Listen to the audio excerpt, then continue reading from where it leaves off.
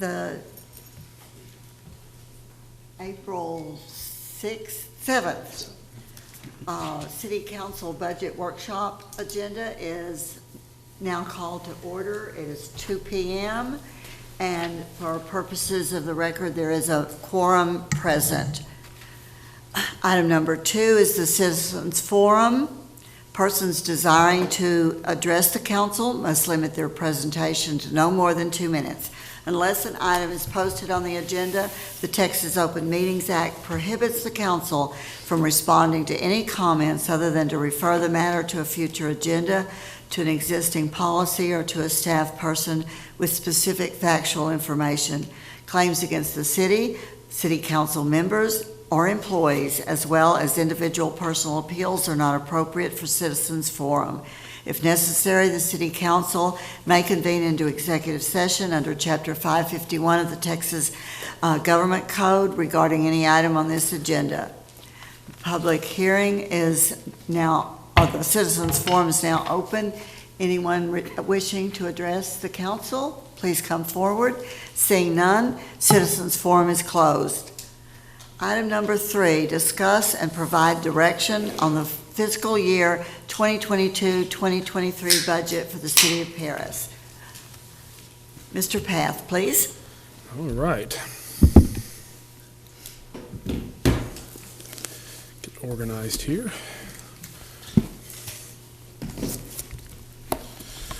Okay, well, good afternoon, City Council. So glad to have those here that can make it today. So we may have a few coming. I hadn't heard if the other 3 were not going to come. So as far as we know, we should have the other 3 coming at some point, I believe. So, all right. I've created a little slideshow here to get us started off with to kind of help set the stage for this meeting here. Let's see if the mouse will work. Yes. So as you know, back on January 24th, I sent out a memorandum to the council. Mayor Paula Portugal and I had discussed this. She requested that the City Council hold a budget workshop to help prepare for the summer's discussions and kind of discuss some council goals from there. Individual council members had developed a non-exhaustive list of preliminary ideas for today's consideration.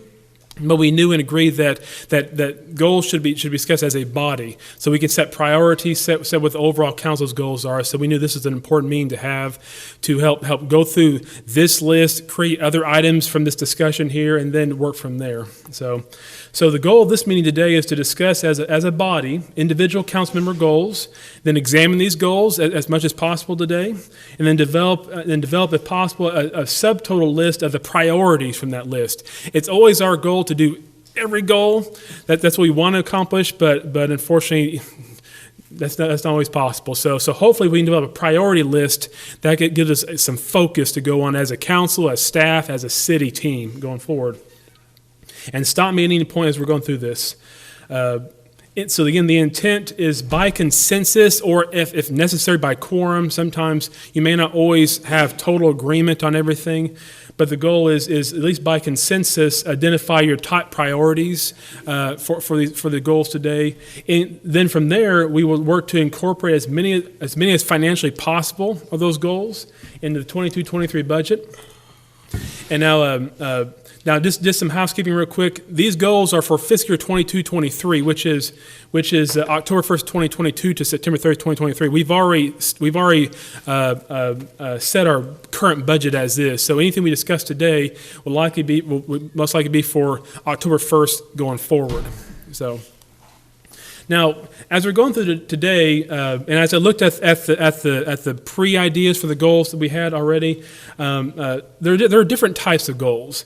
Some goals are budgetary in nature. Some goals have a fiscal note attached to them. That's the focus of today, is trying to identify goals that have a fiscal note attached to them. Some goals are policy in nature, that whether it's a code amendment or a new resolution or a new plan or a new policy or some kind of program. So those kind of goals, those typically can have a budgetary note also, but it's not always. Sometimes it's just a strict, we're going to change the code to this, or so those are always a budgetary nature. So we will try to identify which ones need to be budgeted for and which ones we need to map out as future tasks for council members and staff to work on, which we've had a lot of success recently. I know individual council members have worked with staff to develop some new goals for the community. I know we have a vacant building edits being made here. 5 and 5 was a council members and staff worked together. So we've had a lot of excellent success working as a team, council members individually and staff on kind of non-budgetary goals, and so we would work on those together.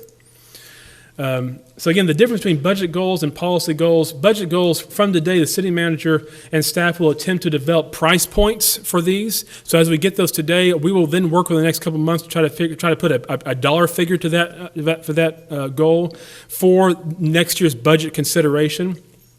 And once those are created, and as a part of our normal budget process, the city manager, I will try to incorporate all those into the whole casserole. And so that's very much what a budget is. It's like a casserole. You put all the factors in there as much as you can, and what doesn't fit. And so, but we'll try to incorporate all those in there. But ultimately, as a city council, when you review the budget, you ultimately set the final goal. So if I don't put something in there that you want in there, at the end of the day, when the budget process is over with, later this summer, you can order us to pull and insert, and so we can do that. But that's the overall process for budget goals. And again, policy goals, while not the focus of today as much given our agenda, but as these come up today, because sometimes you don't know if it's a budget goal or not, but as these come up today, we will identify those, and I will work to organize tasks to try to work on those, working with the council member or council as a whole, depending on what the goal is, and staff to start working on those goals. Now, as your city manager, some housekeeping things. You pay me to say some of this stuff here to help kind of tell you the truth on some things. Again, our agenda says discuss and provide direction on the fiscal year 22-23 budget for the city of Paris. It's a rather broad agenda item, which is good and bad. Good as it allows us to cover lots of territory, but in light of the Open Meetings Act, it would be my recommendation, as well as Ms. Harris as well, that we don't delve deep into some of these goals here. We don't want to get into the nuts and bolts of stuff because we haven't posted for those things. What we can cover, I don't know, we want to talk about more money to demolition purposes. That's a goal. Let's not delve deep into how that will work. That's not. We really haven't posted for that kind of deep discussion. That will come. That will come between staff working on these goals for you, staff council members working on these goals, or even future council meetings to develop those if necessary. So I would recommend that as we go through today, let's just try to stick at a higher level for identifying goals, and that way we can cover more ground too. If we get bogged down in one goal, we won't get done today, given we have a hard stop today for our next meeting after this.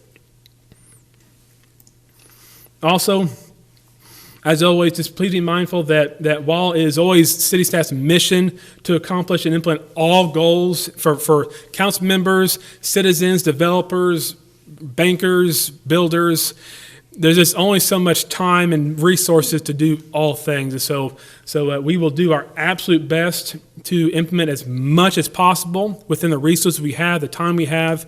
But know that we don't always accomplish everything, but we will do our absolute best to get as much as we can done.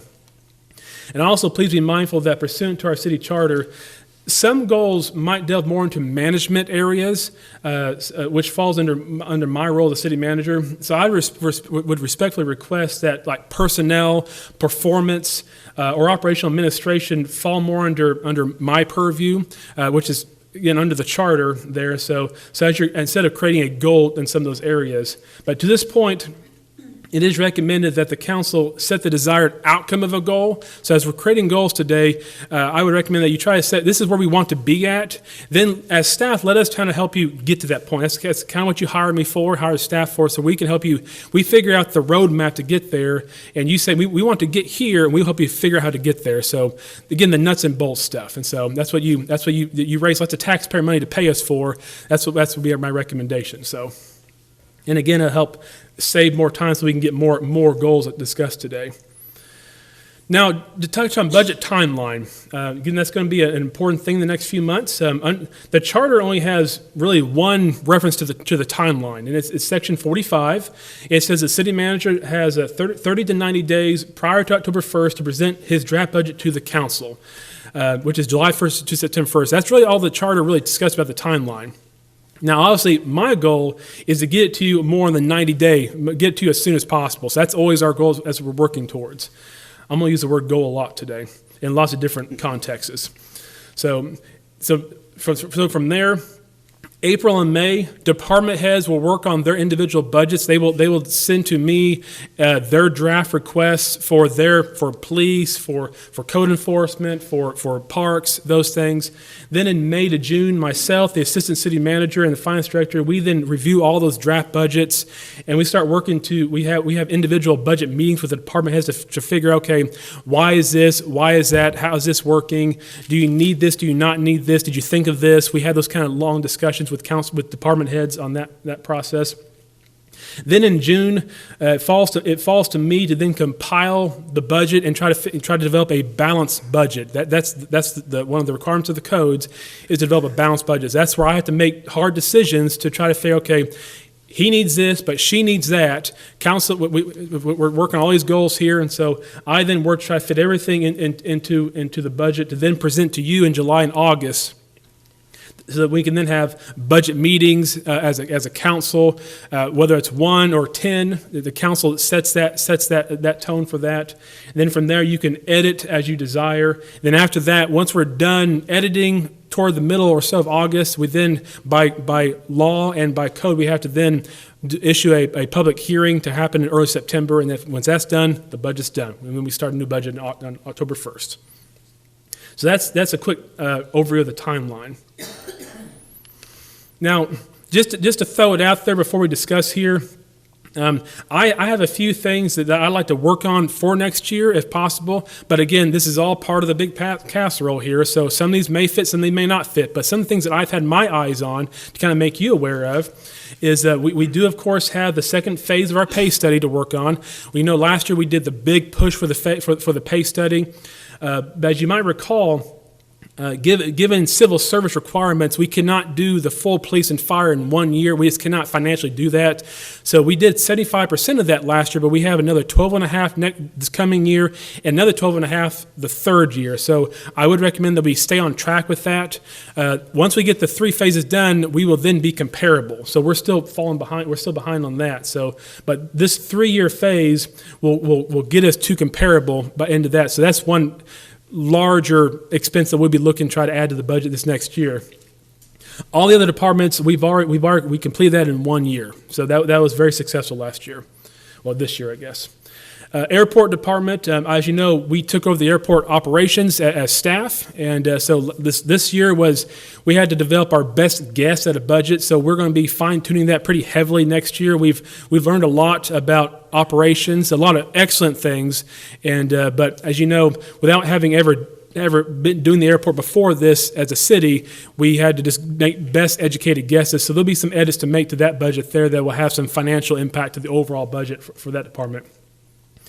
Another big thing that you've probably seen in some of my weekly reports is the fire pension conversion to TMRS. All of our employees are under TMRS. Fire is not. Fire has a fire pension. That's not unusual. A lot of fire departments have that in Texas or across the country. It is a true pension. It is heavily underfunded. And now that's a complex thing to say.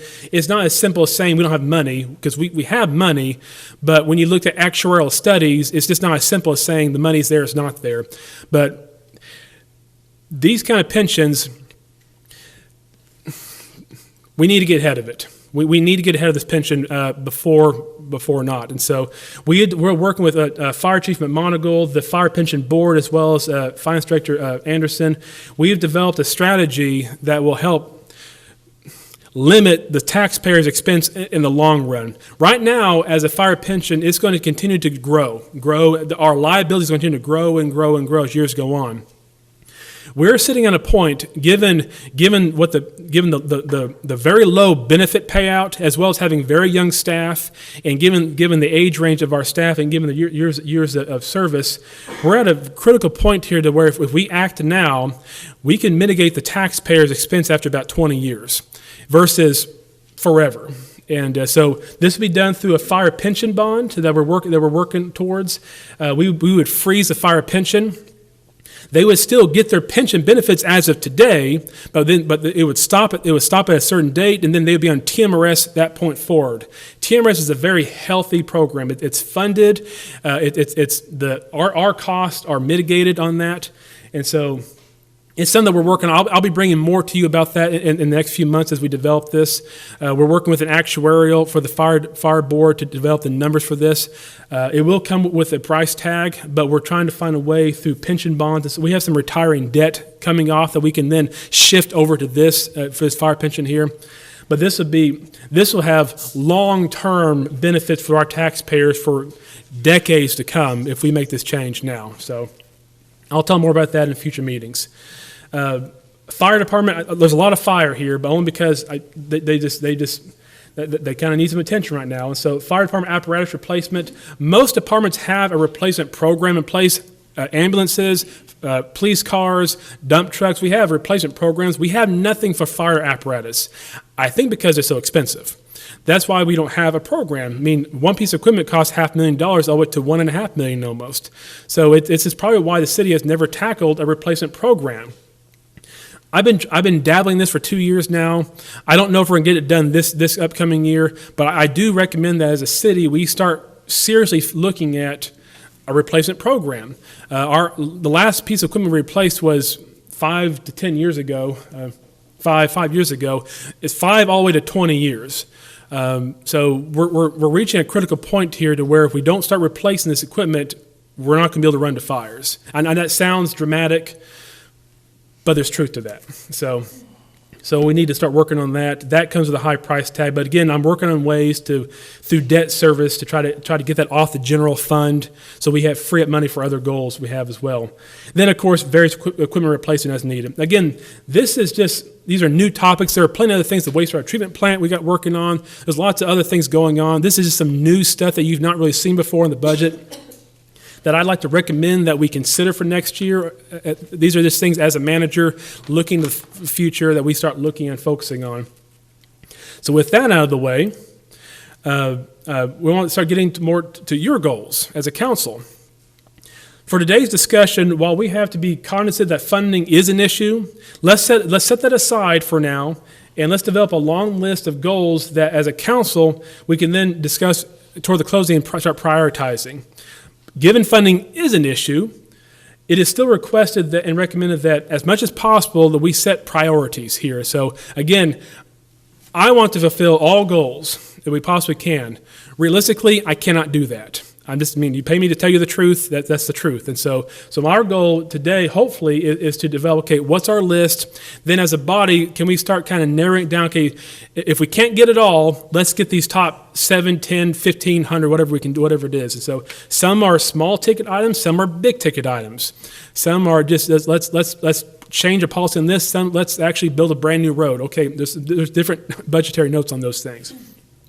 So to help with this, what we might do, again, I'm going to turn this more over to you, for you to help drive this as your meeting. I'm just trying to facilitate today.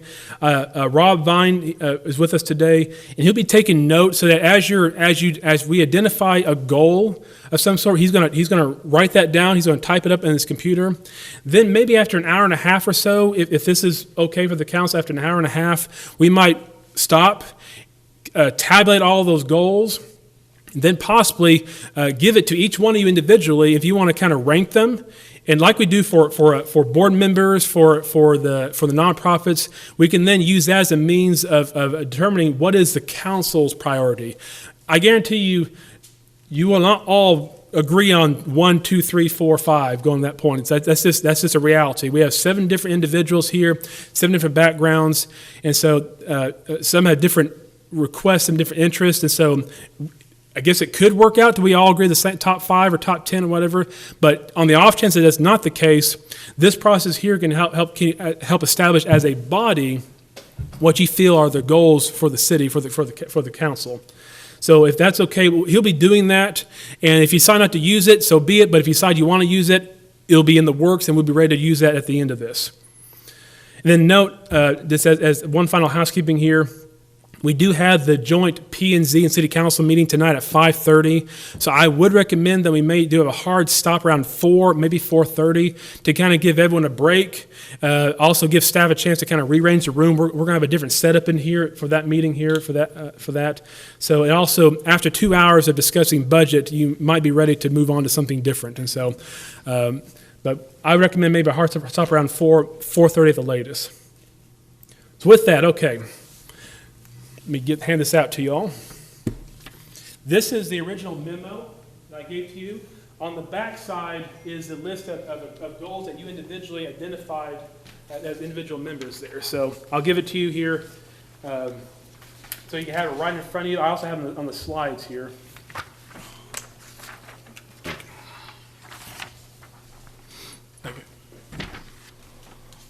Thank you.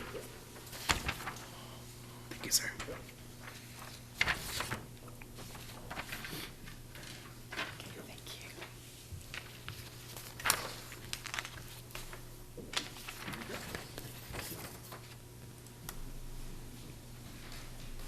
I've got extra copies here for staff, so pass that around or share. I think I only have 12 there. All right. Now, I've asked the department heads to be here today. They're here as a resource. I have not asked them to come and present anything. Again, this is y'all's meeting here. But as you discuss goals, if you do want to kind of flesh a few things out here, I've asked them to be here so that we, if I can't answer the question, they might be able to step up and help work through a few things if needed. So looking at your list in front of you there, some of the goals that the individual council members, and we compiled your list under certain categories here. There were some that were actually repeats, so I didn't repeat them again. But you'll see one topic was downtown, implementation of the downtown tool plan, downtown lighting, which is currently in the works, the Grand Theater, and downtown revitalization, including neglected downtown buildings. Again, these are just straight out of the notes we received from individual council members. Next topic is code enforcement, which as you look at this is nuisance codes, this is building permitting, this is kind of overall all code enforcement is what I'm gathering from this list here. As more money for demolitions, have one code enforcement officer 1 Saturday per month driving, clean out ditches every winter, beautification, continued cleanup, and general residential and commercial code enforcement. And the last 3 topics, community development, citywide vacant home registry, grow commercial and residential development, affordable housing and development in general, and the 5 and 5 program support, economic development, recruit employers, retail and recruitment, then some miscellaneous items, housing authority concerns, and fiscal year 22-23 budget to include goals. So those were the 5 topics with all the individual sub-goals there. So the point, the intent today is you can either discuss any one of those, all of those, or if you have additional ones, that's what today is about, is to talk about goals as a council. So with that, I'm going to turn it over to you. I'm going to facilitate as much as possible to help the council where needed. And again, if we can kind of develop a list of goals. Rob will be typing them out. And then maybe around an hour and a half or so, maybe around 3:30-ish, 3:45, we can stop, tabulate, print, score, and go from there. So any questions? Did I leave anything out? Yeah, I've got a question. Yes. I'm looking at all these things on here, and we have, pretty much input on everything, but we're down at miscellaneous. Why do we have housing authorities concerns when we have no governance over it? I know it's part of the city, and we all have concerns about different things, just like another apartment, a building or something. Mm-hmm. But we couldn't go out to Spanish Oaks and put Spanish Oaks concerns on here. So it's the same thing. So why is this on the list as far as budget goes for the city council of Paris? Again, this was given to me by a council member, so we showed it on here. You are correct. The city does not have any authority, and the mayor has the ability to appoint members of the board, but as a budgetary, we do we can assist them if we want to. We do receive pilot fund them once in a while. We just last meeting waived this year's pilot fee. But other than that, we don't have governing authority over them. But again, this was added to the list, and so we showed it on the list today.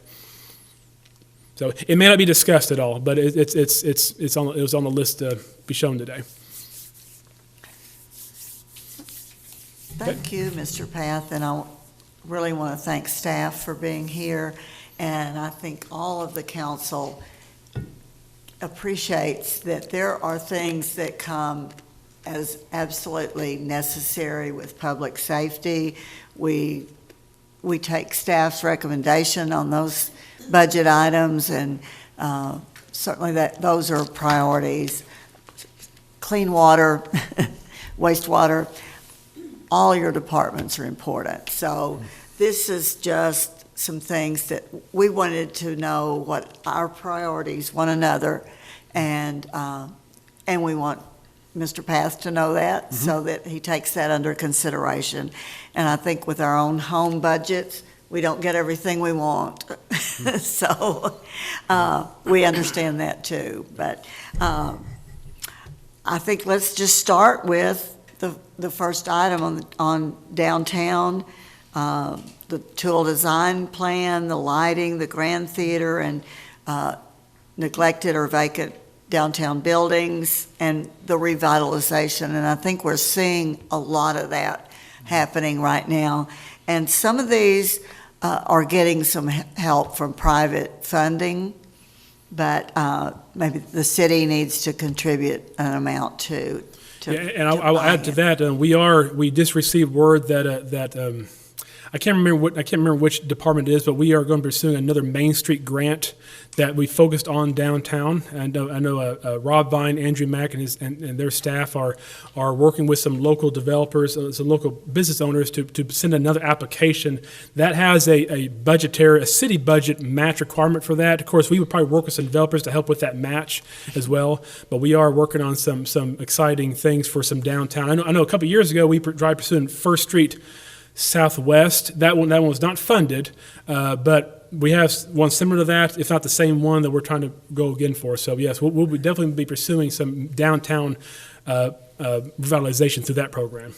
Great. I just have a question about the lighting. Now, as far as the electricity aspect of that, how does that budgeted in? Is each business going to be paying for the electricity bill for the lighting, or how are we doing that as a whole for the city? I'm going to ask Mr. Vine to come up real quick. And so you've been hosting the meetings and chairing the meetings on that, and so.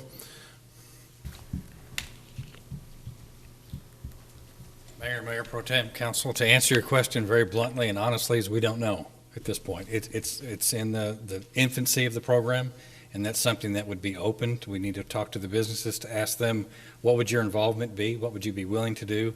What would that look like? It's been suggested that the city have some skin in the game to put money towards the lighting project. I think, and I think City Manager Path would agree, that I think the city's skin in the game is to be providing the maintenance. This would be just like another park. So I think there will be an expense that the city will realize, but I don't know that the city needs to brunt the majority of that, because it does benefit the town, but it also benefits a lot of the businesses downtown. So we will be involved, but I don't know, we haven't fleshed out what our expenses would be completely. We're still in the development plan, so. Thank you, Mr. Vine. Yes. Mr. Vine and I Go, have Mr. been Vine, in. before you go. Oh. Go ahead.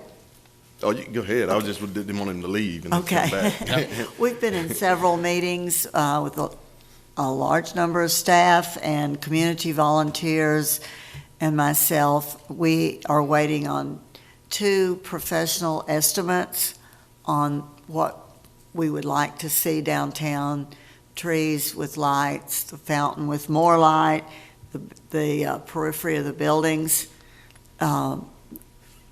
all matching lights, not something here and something there. And so it's a waiting game right now until we get those 2 estimates. One of them we were able to meet with after dark and see, so he could see and explain to us what his vision was for our square. And the other we just met with yesterday afternoon, and so I don't know how quickly we will get either of those estimates, but we have very good photos of what both gentlemen have been able to achieve with other cities. I do know, to go back to your question, if we wrap the trees with lights, from what I understand, there is an electrical outlet at the base of the trees, and I believe the city would probably foot the bill for those. But as far as businesses, I believe it's going to be on probably the businesses. And with LED lighting, it's not nearly the cost that it used to be. Right. So I did have a question, but I think the mayor answered it. I was trying to see what, to identify what we mean by lighting, but I think you're talking about the trees and then on the buildings, right? Yes, sir. And then There's a few different phases. I think one phase could be the base of the trees, another one could be the canopy, another one could be, I forget the name of the light that goes across the street. Festoon, thank you. Thank you. And Main Street's been working with this program as well. So that would be another phase, and then outlining the buildings would be a fourth phase. Yeah, and I think you answered my question there too. I agree with the city lights on the park area. Yeah, we should pay for it, but I don't think the taxpayers should pay for individual, the buildings that individuals own, because we got, at least 3 people up here that own businesses that would like some beautification, but they, just because they're not downtown, does that exempt them? So I don't think we should pay for that. And then I don't think somebody that lives in South Paris or Southwest Paris should be paying for people who can afford downtown. And I don't think people should. I don't think poor people should be paying for wealthy people's light bill and their beautification of their building. Yeah, we would all like to see it lit up. Yeah, that would be great. But I don't think the city taxpayers, when we say the city, it's just not some municipality, it's individual taxpayers. I don't care if you're renting or if you're buying a house, whatever, or however you spend your money, it's taxpayers.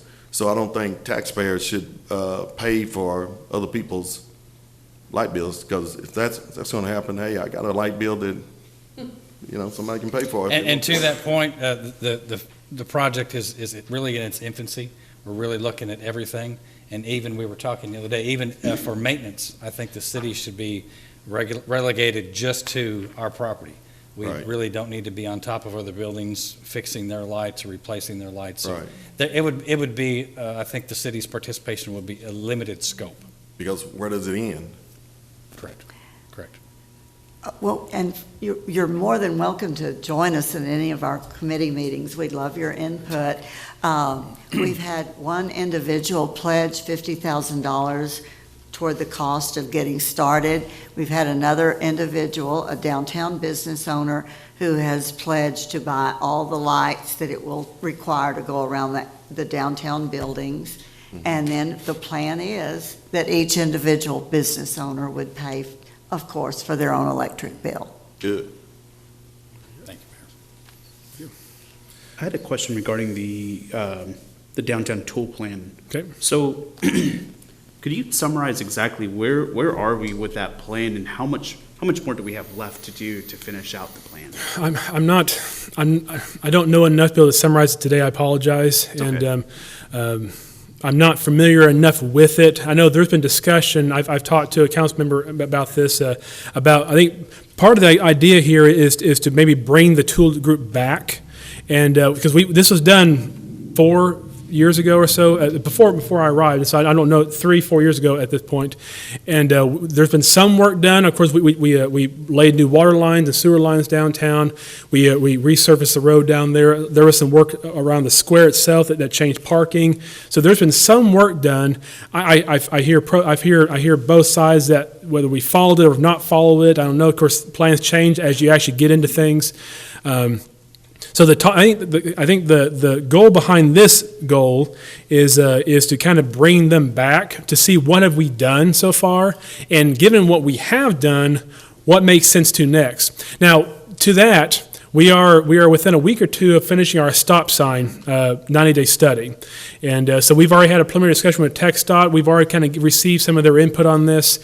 And so I would recommend that before we make hard plans on bringing them back, because I think the study, what we do with the stop signs, is going to heavily impact the future of this tool design study here, because I know tool design it was involving stop signs, two-way traffic, among other things as well. Those are the two that I hear the most about. So the stop sign study was to be the next phase to see of the tool design study whether we're going to move forward or not. So we don't have their final report yet. So I don't want to give too much into that detail just yet. It's still confidential. But I recommend that we decide to bring Tool back after we see that back, because that could change whether we want to spend the money to bring Tool back or not. So, And I think when we've talked about that, just one or two of their designers to come, and it would probably be just for a day and an evening, Yeah. something like that.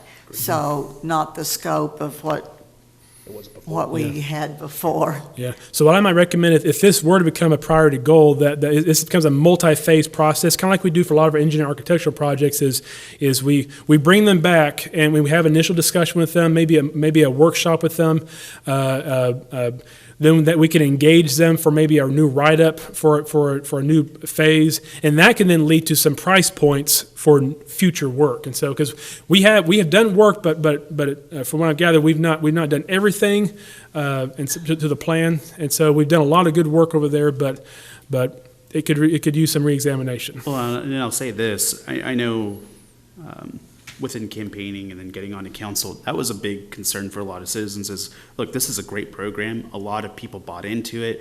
You know, we want to finish what we started. And if it's not exactly that plan, then fine, let's understand what is the plan, Yeah. and let's come to a finality on this. So I think that's heavily one of those that I would say is a big favorite for me, just to see a completion. Yeah. Or getting closer to a completion, or figuring out what's the progression of this plan. And the nice thing, this could be a relatively inexpensive one that can easily make the budget, because again, it's a phase 1, phase 2 approach. Bring them back, pay them something to kind of come back, do maybe a reanalysis, a revision to the plan even, and then for the second budget after this one, develop some actual larger budget items from. Absolutely. So, I think one of my main goals is to, like you say, we know where to go next. Yeah. And we make those steps so that we can visibly see how the taxpayers' dollars are going toward that. Mm-hmm. Because beautification is economic development. And if we're not doing something else downtown to keep the people who come here, it's a tourist destination, but if we don't keep them, they're not going to spend money. They're going to keep driving through town. good. Mr. Mack, community development and planning. I think it goes hand in hand with this item. I just wanted to take just a brief minute to reflect a little bit more on this question, if I may. With respect to the tool plan, what I would recommend is we do, at this point in time, Grayson alluded to the completion of the study of the 90-day stop. That's been scheduled for the first council meeting in June. At this point with TxDOT, we'll be co-presenting from a staff level back to the council. We'll also be inviting Traffic Commission as well as Main Street Advisory Board to that meeting. What I would also suggest we could do at a staff level before we talk about bringing our consultants back would be to provide a matrices of the projects that were included as a part of the plan, which have been completed, which are still outstanding, and sort of a summary of that. And I think we could have that ready for you at one of your future meetings if you'd like us to bring that back to you. Thank you, yes. Anybody else? I would say one other thing, for sure, that downtown revitalization, including neglected downtown buildings, another big heart that I know many of us hear from citizens is, hey, listen, we're trying to do whatever we can to increase the beauty and the amazingness, if you will, of downtown to attract more people. But I know that there's been a great endeavor pushed through from different organizations to see, hey, can we get some of these buildings occupied? Can we get them renovated? Can we do something? And so I would implore to continue whatever that process may be, to continue that process and gain some speed, because I see some great things happening downtown, and we can continue to do that further. Definitely.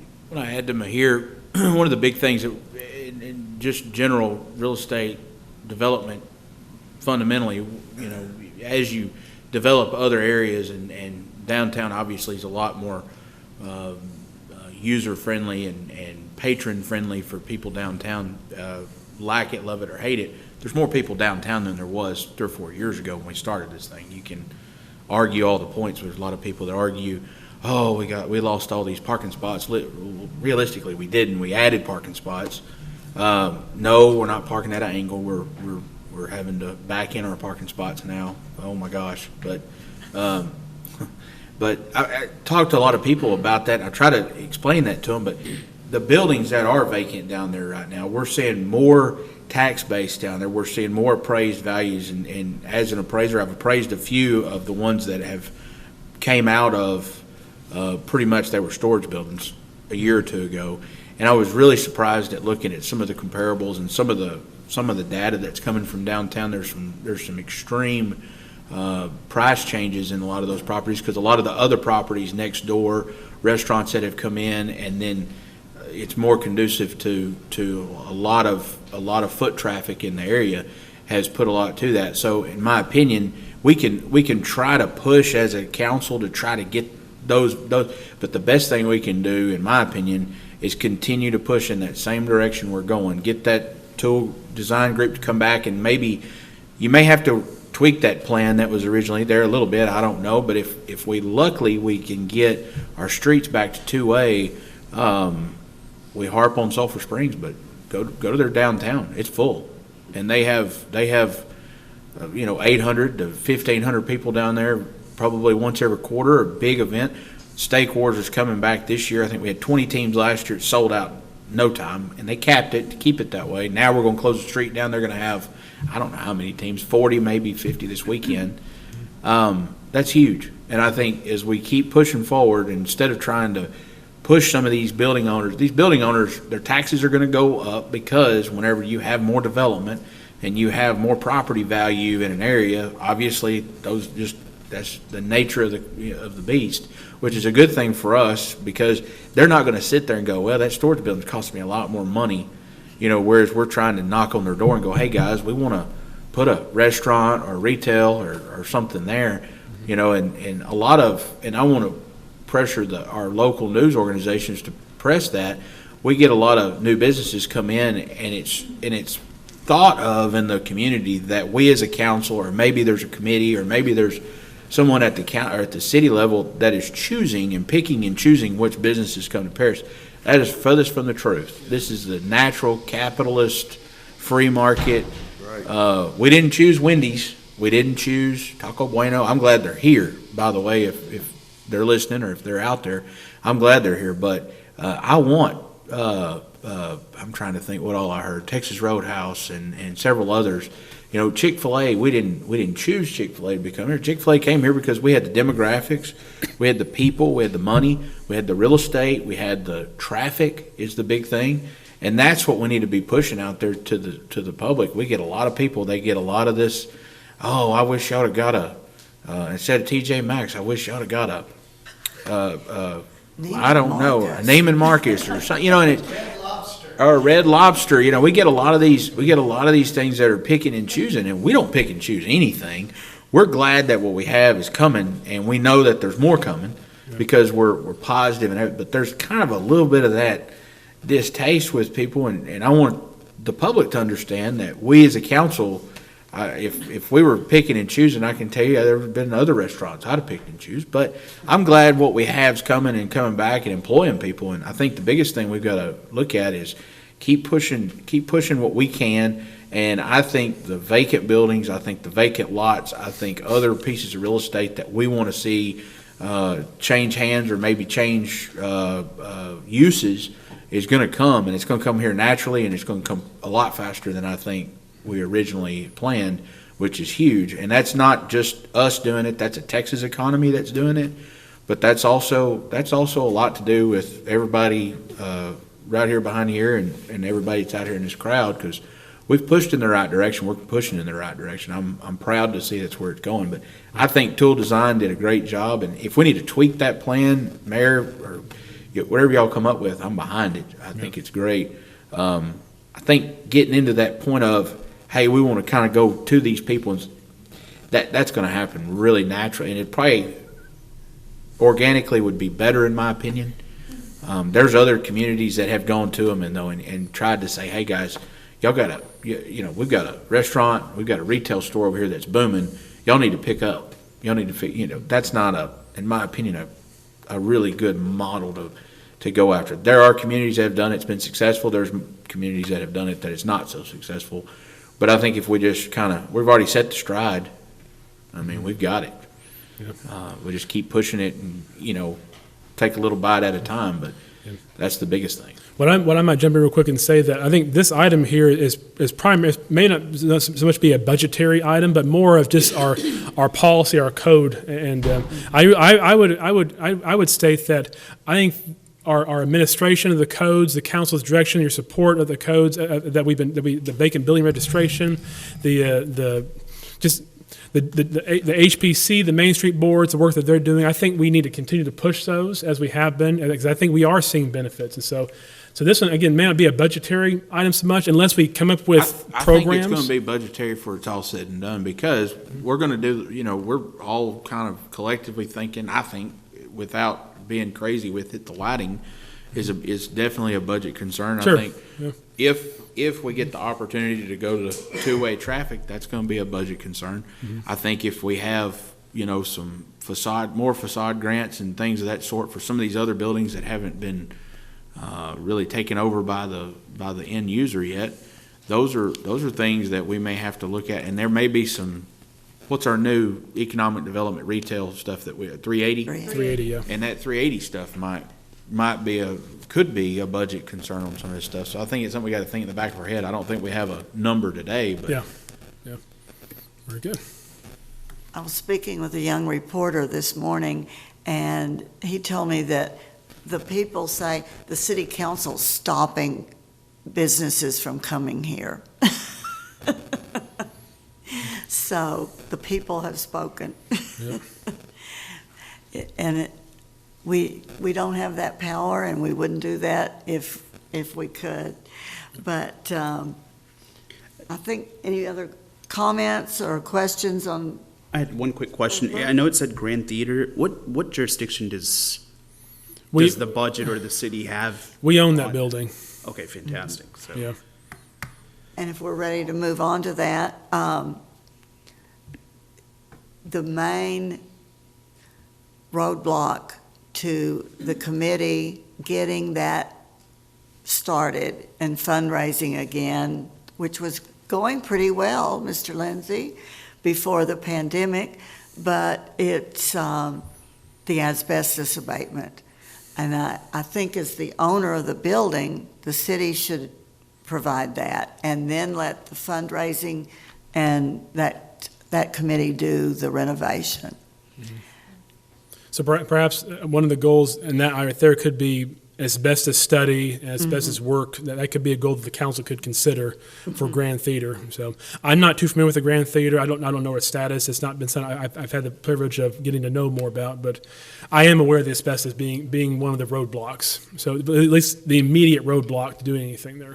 And I'll say, I completely agree. Because at the end of the day, if we as city don't show that forthcoming, positive nature of saying, hey, listen, this is our building, it's just laying here vacant, but we encourage you to go ahead and occupy this building or provide, improvements to your building, we should play hand in hand in that and say, okay, well, let's get it started. And if we're gonna work with a fundraising committee or whatever, let's play hand in hand with them and say, hey, let's get the ball rolling. And if we need to do an assessment or whatever, let's budget that out and see. I absolutely agree. And maybe that would increase more revenue for the city in the long run, in the future, once it's totally abated, renovated, and open again, Yep, something to be considered. So, yep. So what is the goal? I guess the mayor might know, what is the goal for the Grand Theater? Or the plans, future plans? Mr. Lindsay, would you like to speak to that? Sure. Mr. Lindsay's on that committee. And what committee And I'm is it? not. Mr. Lindsay, what committee? The Grand Theater Restoration Project. Okay. The long-term vision for that is to be a multi-use venue. It'll never realistically work as a first-run movie theater again, but it could be a venue that could host movies when we needed it to, or maybe classic movies. It could host concerts. It could host corporate meetings, things like that. So something multi-use. If PCT or PJC wanted a different venue for a live theatrical production, they could do it there. There's a stage. If Daryl Felsberg wanted to have a comedian perform there, we were thinking, it could be used for any of those sorts of things. So that's the long-term vision. So many people want to contribute. They just don't want to contribute to asbestos abatement. It's not sexy, so they don't want to do that. We've had so many people say, yeah, when it's time to pick, seats and curtain fabrics and all of that stuff, people are absolutely just waiting to do that, but after the asbestos is gone. Yeah, I think that would be great, a multi-use venue like that. I think it'd really be great, but I agree with you, Mahir. It sounds kind of hypocritical when we're telling everybody else, hey, take care of your building, and then we're not doing anything, so. And as far as the asbestos goes, Sherry Bedford knows more about that than anybody, but it's going to be pricey. I can tell you that much. It's going to be What would very be the expensive. capacity of that Grand Theater? I don't know. It depends on a few different factors. A lot has changed since that theater was operational, especially concerning ADA and things like that. It also depends on the seating. Do you want to go back to the style of seats they had in the 80s, or do you want something more comfortable? All of that is going to change. And then, of course, the fire marshal is going to tell us, we've got multiple exits, which helps, but we really won't know till we get down to the nuts and bolts of planning the venue out. I know we would like to turn it back into one big auditorium rather than two smaller ones. That's something we'd like to do. And if any of you ever want to go in and look at it, I've got a key. I'd be happy to take you. There's some gorgeous stuff that still remains in there. Dr. Portugal paid for a restoration architect to come from the Metroplex and look at it, tour it, and we've gotten the plans, and we're waiting on his mock-up sort of work. He's working real cheap, so. And we certainly appreciate it.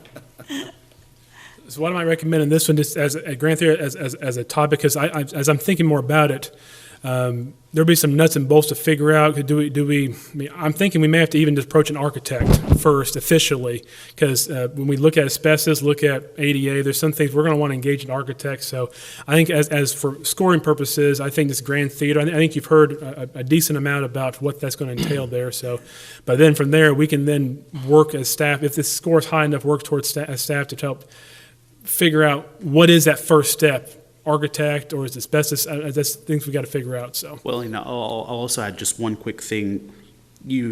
Just like what Clayton was saying, we hear so many things from the citizens saying, hey, listen, we want this, that, and the other. Well, hey, you know what? This could be potentially something kid-friendly, something for families to go out and do and have activities, whether it be an art class or you name it.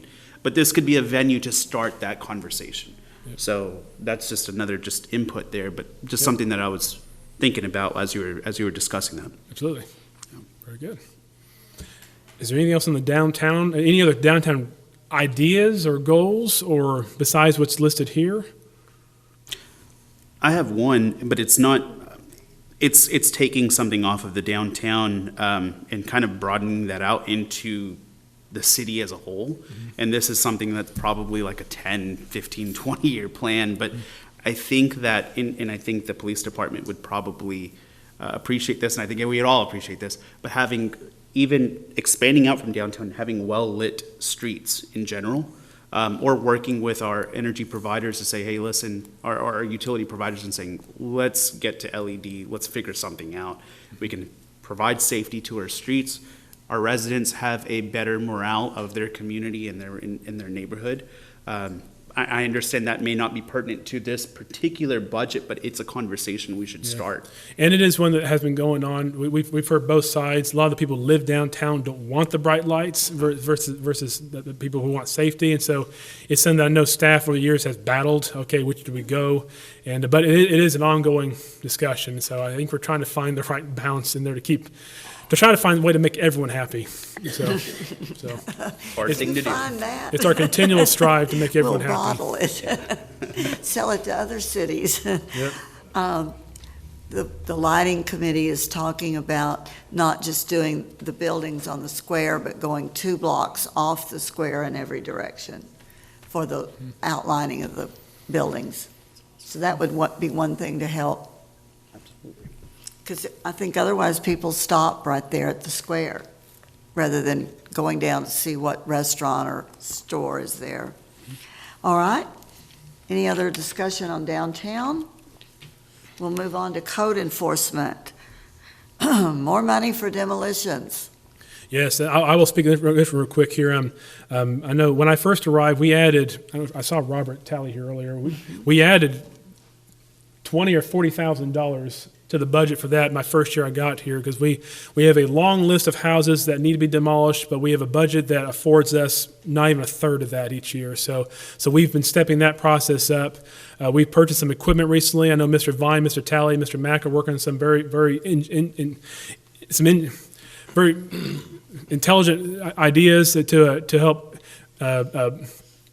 using that equipment, saving costs for roll-offs, working with our provider for the roll-off pickup, working with there's just some other avenues we're working there to try to make this more financially reasonable. So, but definitely more money to demolition would be nice, because we have a lot of houses that need to be torn down. We just cannot afford to do them all. And so hopefully between our equipment, the private crew, and some more money, we'll start seeing more of that happening.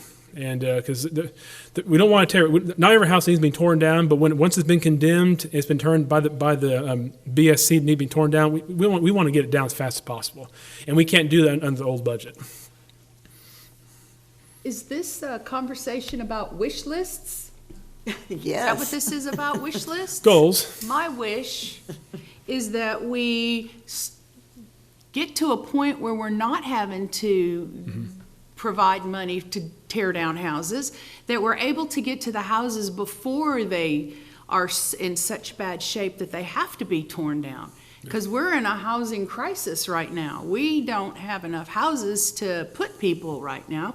And all this effort to bring people into Paris with all these new restaurants and shops and industries coming in, they're still living out somewhere else and commuting into Paris. And we have a housing shortage. So my dream is that we can put this money to demolish homes into something that's going to, at some point, that's going to help us develop more houses for people, and maybe even provide at some point some, I don't know, assistance or something to help people, maybe teach them how to mow your yard and how to throw your trash away. And I mean, it's ridiculous how some people are allowed to live here, and there's too many of them to keep up with it. Yes. There's just too many people that are repeat code offenders, yeah. And it's just it's getting out of hand. And it's not through effort of trying to cite them. It's just that the law is on the side of the offender. That's and the key not part. on the side of the people who have to live next door to them and have to see their tax dollars go to tear this stuff down because they refuse to live in a society where people want to live next to them. You know what I'm saying? Yeah. So, and that is a huge problem, and I don't know if there's ever going to be a solution to that, but I'm still looking. I'm still trying to think outside the box and talk about it with people as much as I can, because our neighborhoods are deteriorating so fast, and we're running out of houses for people. So it's almost like we're trying to bring people into Paris, but, only to shop and to eat, and then they go home someplace because they can't live here because we have no houses. So it's, we really have to think outside the box, you guys, on some of this stuff, and really think about how we can provide homes for people to live here, and to support the organizations that are bringing people to Paris, or trying to bring people to Paris. I think you hit the nail on the head. It's the law favors the homeowners in these situations. So it's going to take some state of Texas legislation to help really change that pendulum in our favor. And so, but if we can find some clever ways to help with that, then that's what we need to be working for. So I've got a quick suggestion. You've got my wheels turning here a little bit. You mentioned maybe coursework or like just a program where we, I guess, mentor folks or show them, hey, here's how you mow a lawn, or here's how you do this or that. Is that kind of what you were thinking? Maybe an idea? Well, it's an oversimplification and I'm speaking generally, of a serious problem in our town. And I'm not saying that it's just unique to our town. Maybe I'm overly sensitive to it, since my district seems to suffer from this more than someone else's district, perhaps. But it's just, I just can't believe that the deterioration over the last 20 years of our community, and we're dumping all this money into downtown Paris. People are going to have to drive through these neighborhoods in order to get to downtown Paris. I'm not sure they're going to want to. They're going to have to park in the area and, a couple blocks off. You've got people tearing down a course in houses. motivation would be nice to teach. So. Well, that, and also I think even an opportunity, like for example, I know we've had many talks about, hey, how much money can we get out of folks for these, not actually, following the rules, right? At the end of the day, it's not about really the money, but maybe teaching them a lesson, or just saying, hey, listen, here's a lawnmower. You can rent out the lawnmower. United Way actually bought one last year. I heard Ms. Wilson say last week, nobody's used it yet, but, I can see maybe, but everything's going up. Budgets are tight. You can't afford a lawnmower, but you can borrow one. Yeah, for like $1, here you go, here's a lawnmower. And at the end of the day, it's the city giving a hand, saying, hey, we're not here to fine you. We can supply you this. You get the gas. If it's just a little bit of gas, go ahead. And it's an idea. It's a partnership, if you will, with the city. You pay taxes, no problem. Here's a lawnmower that we are providing. You go ahead and give us, whatever collateral or whatever for the lawnmower for the 30 minutes. Go mow your lawn and come back. It's a silly idea, but it shows that partnership. We also have a lot of elderly and disabled who would not be able to do that, but I think that's more in the realm of a nonprofit organization. We have to also balance using public funds from private purposes, and that aspect some of this too. And so, To Leo, kind of back up on Linda's comment too, we were at the National Land Conference 3 weeks ago, I guess, and so it's a fire hose for 3 or 4 days of information. But Dotzer was at the A&M Real Estate Center for years, and now he goes and he speaks. He's an economist by trade, and he spoke something very interesting to me, that we're 6 million houses as a nation behind.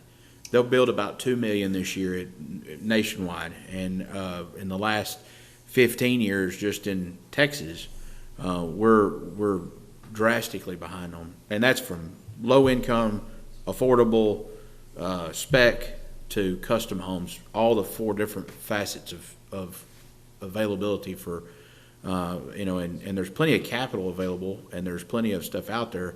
The problem is, and it goes back to, infrastructure is a big thing, which all the communities that are growing, especially, North Dallas and Melissa and Anna, and we're seeing it in the Ho Chi Town stuff too. That's all obviously weekend type stuff, but we're doing it here. I mean, we're probably 25 years behind on a wastewater facility. We're probably 10 or 15 years behind on doing our water pipe and cleaning up some of our water system stuff that we've now just got done. You know, we're all behind on it, but like we have today at 5:30, we've got a pretty significant look at a multifamily.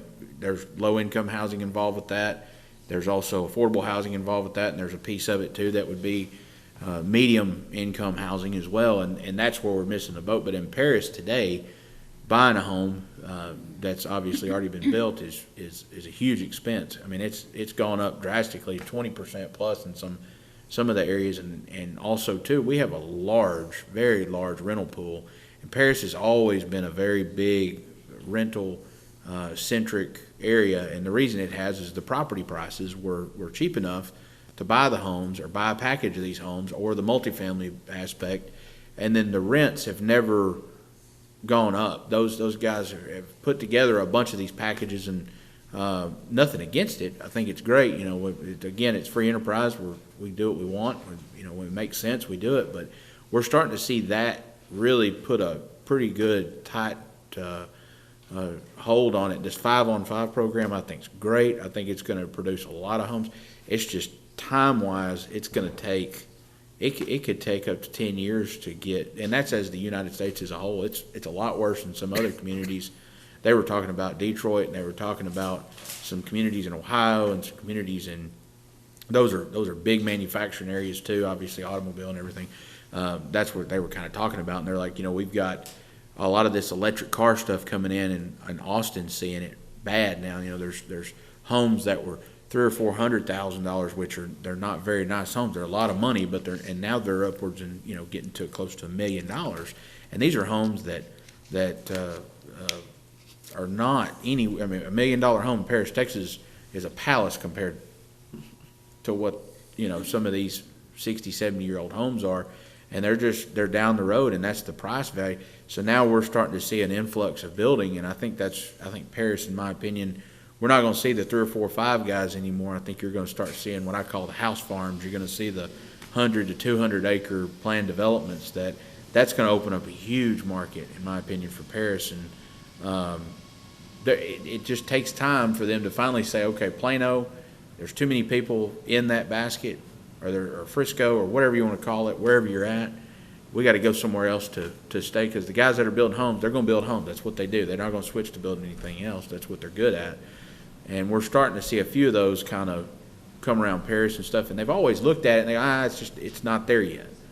But as we see it now, the rental rates have stayed low enough for a long period of time that it's pushing the values of these places up, where the people that are owning these rental properties are going, well, I can leave my money in rental property and I'm not generating but X return.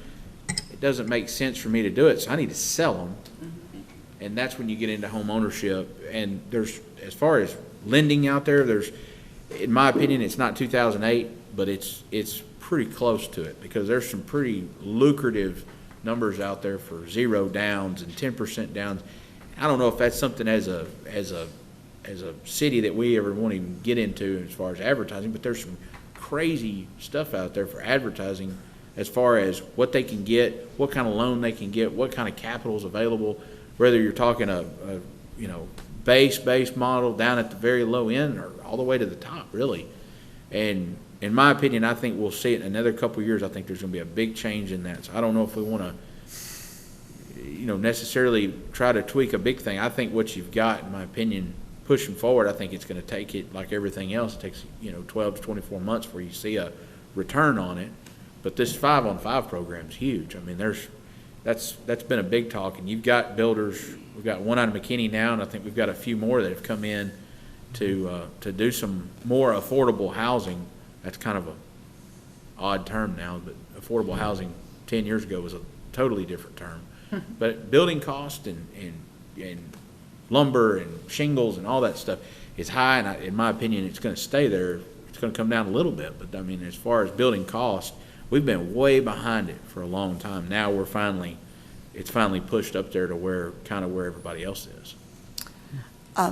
Ms. Hammond and Mr. Path and I have discussed the possibility of getting a housing assessment done for Paris to know the number of single-family homes, duplexes, et cetera, apartments, and we don't want to get a glut in one. What are our needs for each one?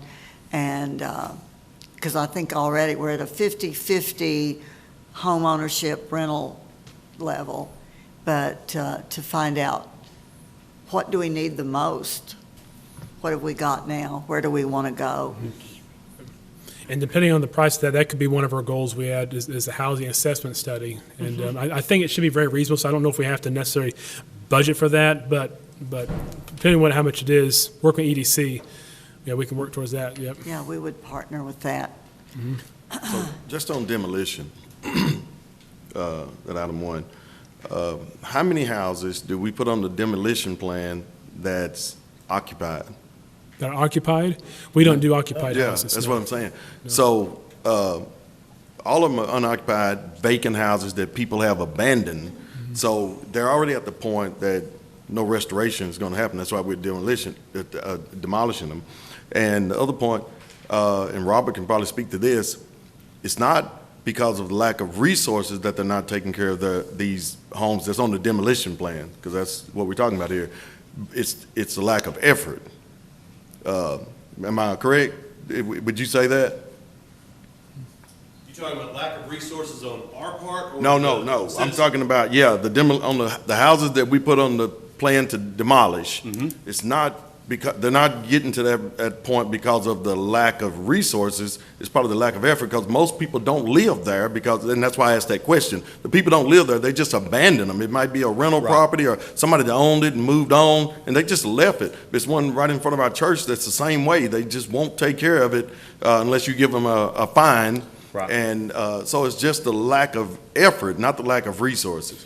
Well, in what we normally see, it's a combination of both. A lot of people, because I will say that a lot of people, we are pressuring them. We're taking them to court. We're taking those steps, but they either get to the court situation or whatever path it goes down, they simply don't have the resources to fix this house. Yeah, They will live in it until it falls in on their head because Right. they have no other place to go. And a renter It's will their rent home it. place, right? So usually, yes, by the time they get out of that house, it's immediately on the demolition list because we've already been watching it. And when I said the lack of resources, I mean, they can come and mow the yard, they just don't. Right. It's the effort part. Yes, Yeah. and it is definitely, it's a combination of both. And like I said, it's very difficult because when you're dealing with, Detail. very impoverished people. Getting details. I saw I saw Stephanie get up. Reads a little bit, but I was going to add to that we have, from my experience, I see a lot of homes that come before BSC because, grandma and granddad have died, and, the grandkids are all that's left, and they don't live here. And so they're abandoned for that reason, and they just deteriorate. The surviving family members don't care for them. They don't care what happens here. So how can we get those? How can we get How do them? we get those houses? How do we get those houses if the family members don't want the house, they have no interest in the home? How do we get somebody in the house that wants to live there? I mean, that's kind of a magical question there, and Well, it's probably off the topic for this meeting. I'll be happy to Perhaps. talk to you about it, and it's also an issue that we would bring Tracy Pounders into the discussion for. right. But yeah, we're getting kind of off So of. isn't that what this is about? Talking about things we want to do, not the details? Sure. There you go. And then the details, like I say, you have some specific questions, I'll be happy to work through those with you and Tracy. Sure. We can maybe make a committee or a panel or something to look at that. I mean, it's not good for me and Tracy to talk about it with you because we've already done that. Okay. So now we're going to make it a little bit broader so that maybe we can come up with some solutions. Sure. Would you like to be on that committee? Of course I will, if I'm All right. still here. And any other volunteers who would like to work on that committee with Stephanie and Ms. Knox? Oh, it'll be great. Hmm. Come on, y'all. I'm all committed out. Oh, I have a thread. Thank you, Ms. Moore. I'll be there anyway. What? Oh, okay. Ms. Knox and Ms. Moore, thank you for volunteering. Ms. Harris, thank you for volunteering. Just do that. I'm glad to do that. Okay, Ms. Knox, I think this was your item too, clean out ditches every winter. Why every winter? Well, just seemed a little logical since we request residents keep their property maintained, that the city maintain theirs. And I thought that if we did a ditch scraping every winter when there's nothing growing, then perhaps it will mitigate a lot of issues the following spring and summer. Yeah, we can certainly look at adding to the budget for something like that, so. I think an example of that is the ditch near my house next to our vacant lot. I've never seen the water at that level in the 9 years we've lived there. And it's because there's so much overgrown brush and trees that there's nowhere for the water to go but out of the banks. And I think, clearing that during the winter might help. I don't know, that's Mr. Smith's department, but.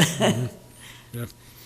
Okay. I guess I would ask, just for general knowledge, I mean, how is the schedule made up of that? Do we go around like the community and say, okay, well, we see overgrowth here, clearly this is kind of the level that we're at, or maybe we need to like clean this one out? Yeah, it says needed.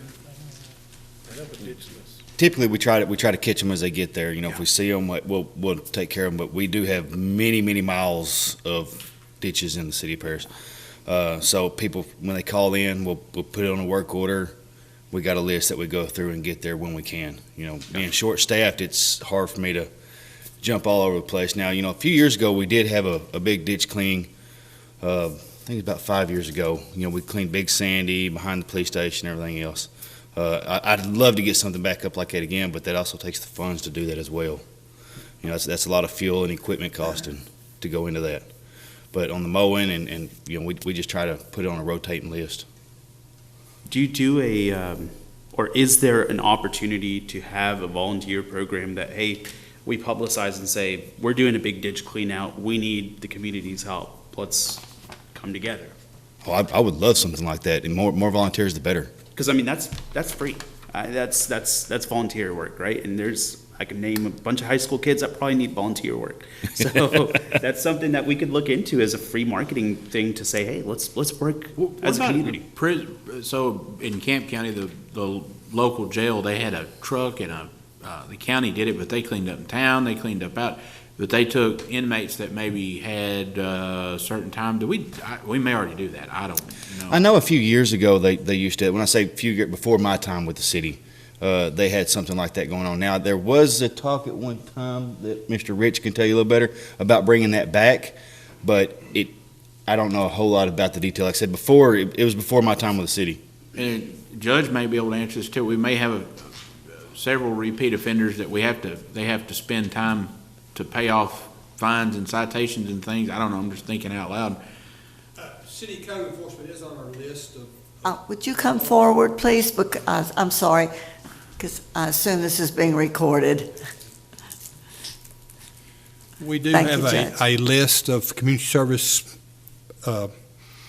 opportunities, and code enforcement is on there, animal shelter's on there, number of nonprofits. And so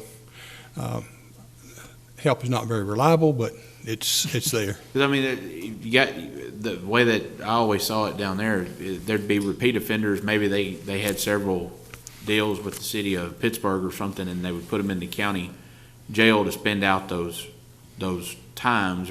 Well, of course, the city jail is dealing with Class C misdemeanors, which is a little different than the county situation. because they have, with a Class B and higher, they can require you stay in jail. And it's hard for me to, if you're indigent, you can't keep a Class C person in jail, so. Right. But you have to give them opportunity to either pay out their fines or work out their fines if they're indigent. And how that works is we have a list. If they want to work it out, they get $100 credit for each 8 hours community service, and we have a list, and they go to that list and work it that way. But the code enforcement is on that list. Those guys were working, was down in Pittsburgh this morning and drove through there and saw them on the side of 271. And then they have, the same guy's been doing it for 20 years.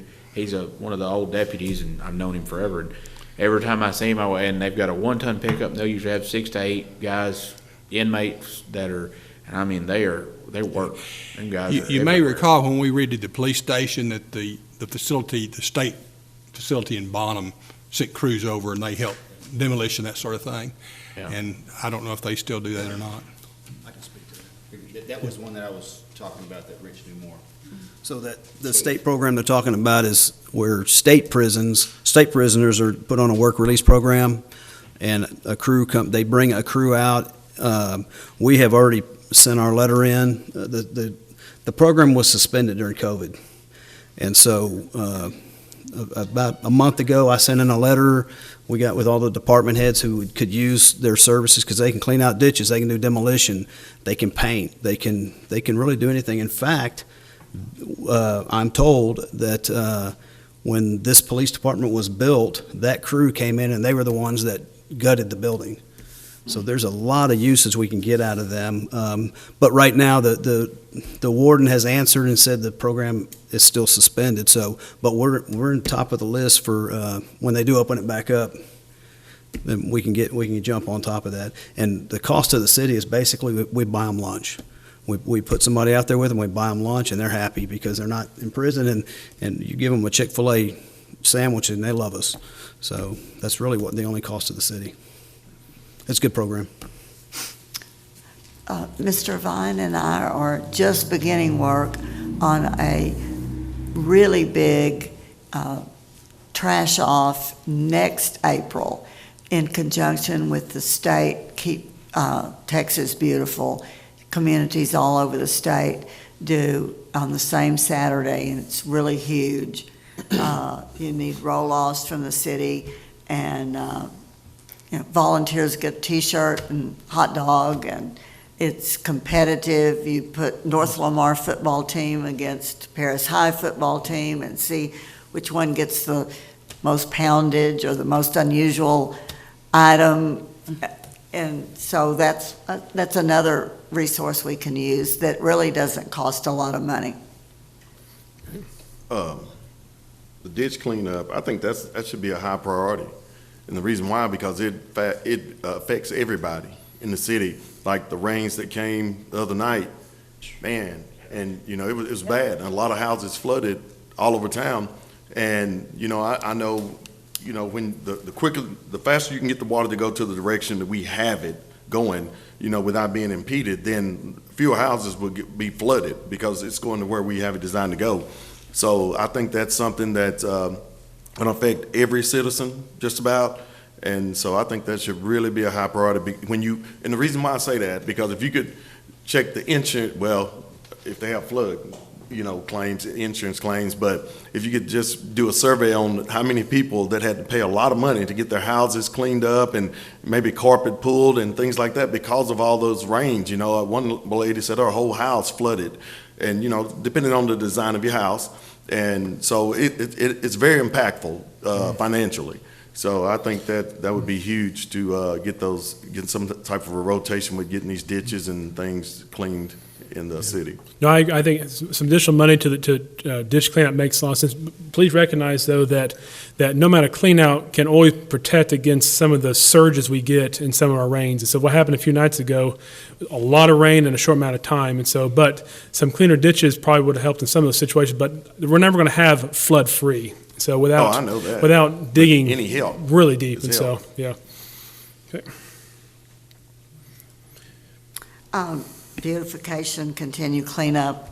I think we've covered that. We've beat that horse. General residential and commercial code enforcement. comments or questions of staff? Okay. We've pretty much stuck with that for the 2 years you've been here, haven't we, Mr. Yeah, Pat? That we are- we've we are- made some progress. We are being fair and consistent. So, Thank you. I want to talk about the mowing contracts. Could you explain to me about the mowing contracts for the parks and just overgrown lots? How do we advertise that, and what is the budget for it? When was the last time we increased the budget for Yeah. mowing contracts? I don't have the numbers on the actual budgets so much. I have to do some digging to find that. But when I researched this for you recently, in fact, let me just do this. Robert, you're here. Michael, is he? Did you just leave? Okay. Robert, why don't you talk about code enforcement mowing, then I can try to cover the park one here in a second here. So. As far as our code enforcement mowing, I can tell you we don't really advertise very much at all. It's more of a word of mouth. We have lots of people that will come up, and it's really going to start right now because the grass will start growing, and lots of people have, a push mower or riding lawn mower, and they're like, hey, I want to go make some money. The only qualifications that we have to mow our vacant lots is you have to be insured and hold the city harmless. Excuse me. Once you get that, you go on a contractor list. Once you're on our contractor list, it's first come, first serve. As a general rule of thumb, we have about $40,000 every year that we put towards our contract mowing. Okay. For the entire city? For the entire city, yes. Which again, that's about a third of our demolition budget, so that'll just kind of tell you where we're at with those numbers. But $40,000 for citywide. How we do it is we charge $50 for anything a half acre or less. Okay, anything from a half acre to 1 acre, it's $100. Anything over an acre, we discuss it with the contractor. Because there's times, just for instance, we mow, last year we had to mow it a couple of times. It's about 6 acres. Now, we're not going to pay somebody $600 to mow that because there's in our ordinance says has to be a 100-foot fire break. So basically that contractor's not going to mow all 6 acres because legally we couldn't do that anyway. We just mow, 100 foot around. So I think we paid the person $200 to do that. That's basically, that's how we do that. As far as our advertisement, we don't advertise at all. I don't put it on the website. We don't do anything because what we tend to have is lots of people that start out doing this. Hey, I'm going to do it. We tell them, hey, these are the pitfalls of mowing these lots, which are fallen trees, anything that was buried underneath that lot. Every time that it rains, something rises a little bit. So you might have a piece of a T-post, you might have a tire rim, things like that. We stress to them, you have to get out and walk these lots. So they all start out, and then once they see that, wow, these lots are really, these aren't anything that's been manicured. These are lots that have been shredded, light weed eating. We try to go in there during the winter and pick up as much trash of them off that we can. We also have a couple of contractors that they're really good that, they will come back and tell us, hey, I mowed around this pile. I tried to push it up to the front. Makes it easier for us to come back and, pick it up later. But to be honest with you, at the end of every year, I end up with about 2 people. And these are my tried and true 2 people that they stick in there thick and thin. We started out last year, I think, with 6 or 7 mowing contractors, and by the very end of it, we had 2. Year before that, it was basically the same story. We start out with 4, 5, or 6, we end up with 2. And again, it's first come, first serve. We do have our 2 that we, I will say they're our most reliable. One gentleman, he has a full-time job. It's his side job. But again, every day that he's not working his full-time job, he's making this extra money. We have another gentleman that, because he does it more of a full-time basis, he will get bigger lists. But again, new people, they start out with anywhere from 8 to 10, and we have to make sure that, they can handle it. And then plus, if they can't, we don't want them holding up 20 lots, waiting to get those lots back when we could have already given them somebody else. So hopefully that'll So answer. why don't you advertise? Honestly, we spend all of our money every year. And basically, like, I'm afraid that if we advertised too much, you're going to get a large number and it's just going to jam it up at first. Because, again, a lot of people start out with like, hey, I can do this. This is going to be easy money. It's $50 for every lot that I do. And yet they get in there and on the second lot, they've torn up their shredder because they didn't properly walk it out. Or, they don't have a big enough crew to follow behind them and pick up all the trash because, A, they either didn't walk the lot out properly, but, hopefully that answers your question. But, as it stands right now, we hit our mark every year as far as we spend all the money that we have. So, and also, at the very first of it's very jumbled up because you have all these new people, usually only to whittle down to or two that end up doing it every year. And it goes with the quality of work as well, right? Do we have to? Absolutely, because cut lots we've over because right of because money? we've got rid of a couple of contractors because they just didn't do a good enough job. They would turn in work orders and we'd have to send them back. Well, then they turn in another group and we had to send them back again. So it's like, we kind of told you what to do and you didn't do it, so you're not on the list anymore. And when was the last time we pay increased the mowing contracts? We have not. I've basically had, I think we've had that 40,000 for about, it's either 3 or 4 years, and it's been the exact same.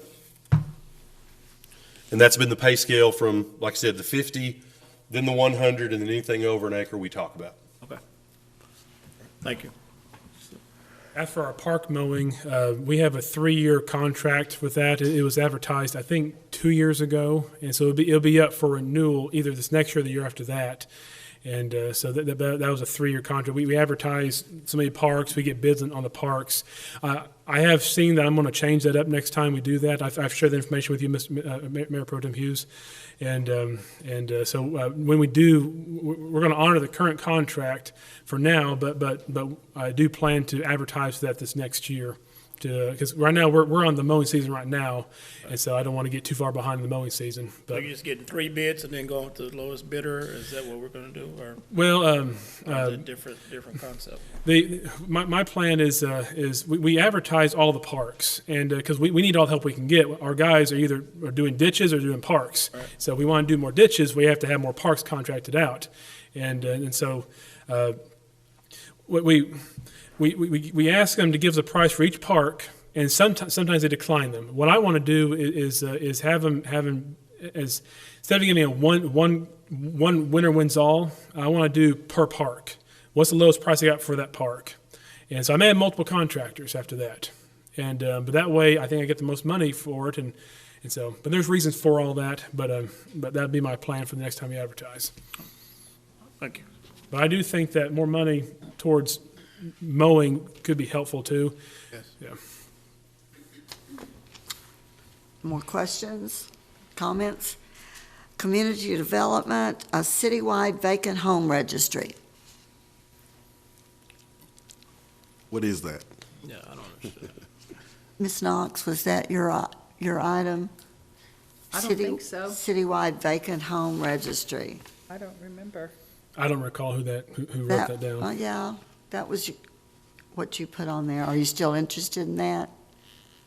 It probably goes hand in hand with tearing down buildings or tearing down homes, so that might be a solution that we can't talk about today, but in detail, but maybe the committee can look at that. Okay, Yeah. great. All right, grow commercial and residential development. Only thing I could add to that on the grow commercial and residential development, and I think maybe tonight is gonna be part of that too, but we've got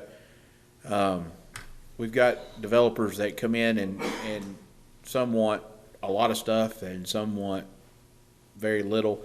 But as far as thoroughfare and that's something I think we're gonna have to, in the next future, whether that be widening roads, adding roads across different places to develop areas, things that we're gonna incur, because obviously, I don't know of many developers that'll build, a lot of those big thoroughfare streets and everything. I don't know of any really.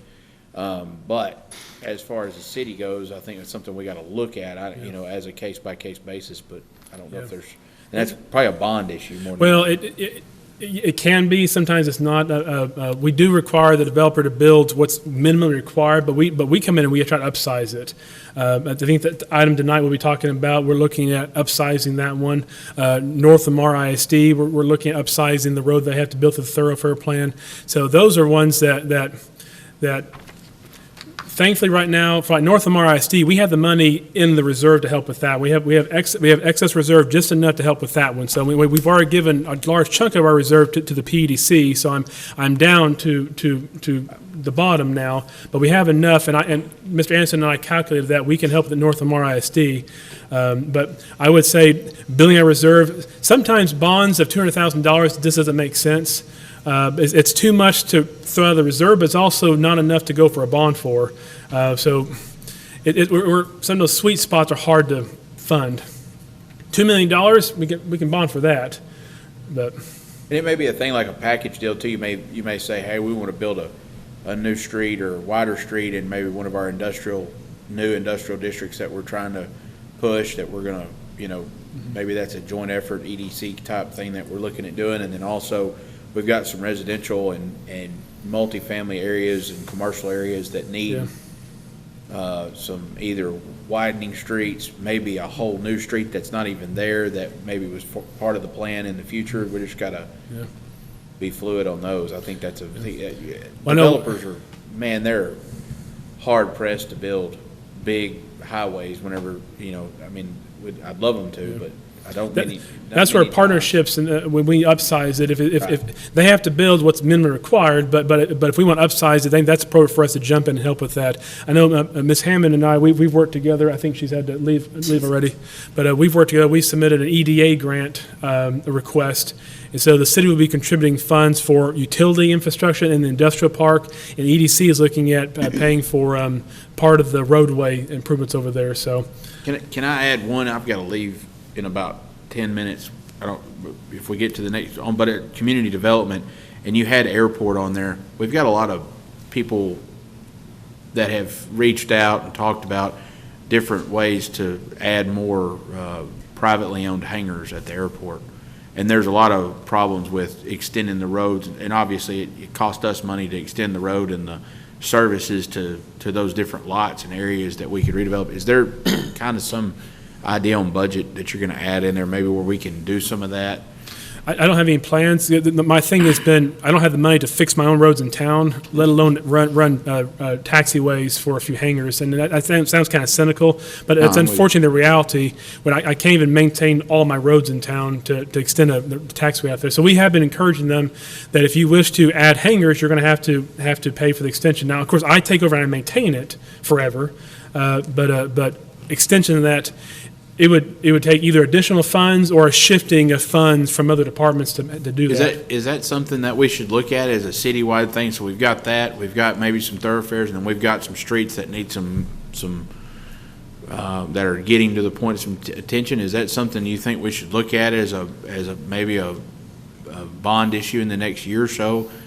I don't know if we can.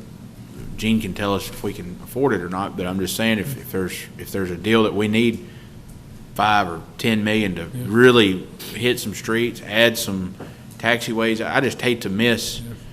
There's a lot of commerce and lots of business coming in and out of there, and that's a hub that we're developing in, and we've already are leaps and bounds where we were a year ago. But there's streets in everybody's district right here that need to be touched up. Obviously, Sure is. That's everywhere, and that's what I'm saying. That's what I'm wondering. I don't know if we had projects that were needed really touching on, and just try to go ahead and bite the bullet on those. I don't know if that's something. One of the things that we had tried to budget for this year was an asphalt machine and milling overlay machines, because we're not going to be able to afford contract to do what we need to do. It's just not possible. And so we would need hundreds of millions of dollars to touch all of our communities, and so all of our streets there. So, but if we ever get staffed up and if the right equipment, we can start tackling that on a rotating program. And so, mill and overlay is kind of what we need to be doing. We've been doing chip and seal, we've been doing crack filling, but that's good for now. That it gets the water out of the roadway.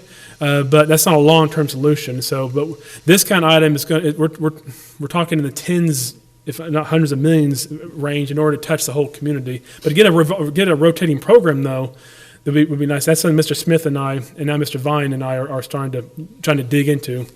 I'm saying if we figure out a number that we can afford, let's say that's 20 million. Let's say that that's something that we think we can obtain, and we did 20 million, and we said, okay, we're going to do. Maybe there's a street in Gary's district that's in need of, it really needs, it's like Church Street was, we need to go in there and it really needs base, it needs the whole thing. Yeah. I wonder if that's something that we figure out what we can afford that makes sense on a bond issue and do it as a whole group here, not just focus on one project, but maybe there's this one that's 2 million, there's this one that's going to be 3 or 4. Yeah. Well, would that come under a thoroughfare plan, which we have, but it needs, I think, updating? There's a little separate thoroughfare plan is just the future where we're going to put roads at. I think we actually had a plan here a few years ago where we actually identified streets to be worked on. We worked on it. We did a lot of the streets. We didn't finish. We haven't had the funding to finish all of them. We actually have an existing street bond that's dwindling down as we get some more projects done. But no, I think it's very appropriate that we at some point do another study with an engineering firm to identify what streets we want to focus on. Some streets will have to be total replacement, kind of like what 17th South between Clarksville and Lamar was, total replacement. And some are just more mill and overlay. But you'd be surprised how far money does not go when it comes to streets. That's what I'm saying. I mean, I know we can't do 100 million, but can we do 25 or 30? Yeah. That'll get quite a bit of work done. We'll do everything. We don't get it all at one time, but those are things that I would recommend that we are going to work on as staff and developing for a future next year or two, bringing back to you an engineering firm to study and then future bond. Yeah. One of the things we're trying to work on now is, of course, the wastewater treatment plant. Yeah. And so, because ultimately, the thing that I have to always remind myself is whether it's tax money or rate money, it comes out of the same pair of pants. And so we're trying to balance the overall picture of how much debt service, how much M&O tax, how much rates, sewer, trash, water. And because there comes a point to where you look at the whole basket as to how much do we want to charge our residents for. So that's what I'm trying to balance. And so. Big job. Let's not spend so much time on each item because I think Mr. Path made the point. We don't need to work out the details, just the priorities. Affordable housing and development in general, I think we've kind of covered that. I've met with 2 developers recently. Mr. Path has on some of that. And I think the 5 in 5 program, I think that has support. Is there anyone think we should do away with it? No, absolutely not. And we've talked about, affordable housing, but can somebody explain to me what is affordable housing? Because I really don't think it exists. And I'm being truthful. When Grayson and I, we met with people that talked about affordable housing, but the houses that they were talking about putting up were not affordable. Yeah. And some of these 5 on 5 houses, which is great to get these lots taken care of and put them on the market, but I don't want brain dead. I think affordable housing can be a broad definition, but there you go. Yeah. It can be a broad definition, but I think affordable housing is first-time buyers. I think it's buyers that are coming out of rental property, and obviously we're getting people off the streets into rental, or getting them into some type of established home. They're obviously not ready for affordable housing yet, but there's a lot of people out there that are fresh out of college, fresh out of high school, going into the job world. That's where you're trying to get those guys instead of going and renting, which I think even building and I agree, some of the houses they were talking about 100 and there's some $150 to $75 a square foot numbers. That's not affordable housing. That's nice. Yeah, Very, very We're nice. putting them in housing, so we Yeah. just might as well take the affordable off. I mean, it makes it sound like Yeah. when think City Square was affordable- talking about affordable housing, they were talking about houses that was affordable for lower income people, but I think this. you look at your government guaranteed loans, those type, and there's only certain types of homes and certain types of buildings that will go in those categories, Freddie Mae, Fannie Mac, all that stuff. So those are your more affordable housing. Those are things that are 30, 40-year notes, low down payment type stuff, and there's everything from different things for peace officers and firefighters and people that are young, and then also older people that are maybe retirees and things of that sort. There's different notes and things of that sort that they offer, and that's, in my opinion, and that's, again, government subsidized loans, and that's kind of what We that would be. specifically removed the word affordable from our 5 and 5 program because unfortunately what that is that means performance-based. And we have to then as a city go in and monitor what they charge it for. And we didn't want to get into that. That's not something we're staffed for, we're equipped for. State programs do that kind of work, but we're not staffed or equipped to then go back and okay, what's the income of this person you're selling it to? What's the price for? Because that wasn't the goal of the program. And yeah. Grayson, Yeah. I'm interested to in the council in general. I'm curious. In that same parameter for the 5 and 5 program, commercially based, is there an option or an appetite to look into incentivizing businesses within that commercial base, within particular parameters, of course, that if they were to renovate or beautify or do something to improve their property, to have some incentive to that investor or that builder? We have the Chapter 380 program that can work towards rehabilitation. And so that program actually allows for some renovation of, like the town center was actually a rehabilitation project, so. You're not in trouble. I was gonna help. We have a general residential tax abatement program that it is a 5-year de-escalating tax abatement, but that's available to renovations as well. From time to time, we try to publicize that, and we have that information available in community development. We try to get that information to people before they start any work, because once they start work, it's like any other tax abatement. You have to get the agreement before you start doing the work. But that is available for renovations. That's residential. I think you were talking about commercial. Were you talking about I was commercial? talking about commercial. Well, I didn't help at all then. No, I mean, you did. A lot of constituents have asked about residential and if they're able to renovate and get something back. I mean, and I think that is huge. I think we need to look into that and maybe, I don't know, publicize it a little bit more. I know we're putting in. That what Linda was asking about, Councilman. And I do apologize think for that would help. misunderstanding. No, you're fine. But that was just a thought from a commercial standpoint, because, I mean, I hear so many people say, well, I'm driving down North Main going north, and I'm seeing so much stuff that looks kind of a little funny.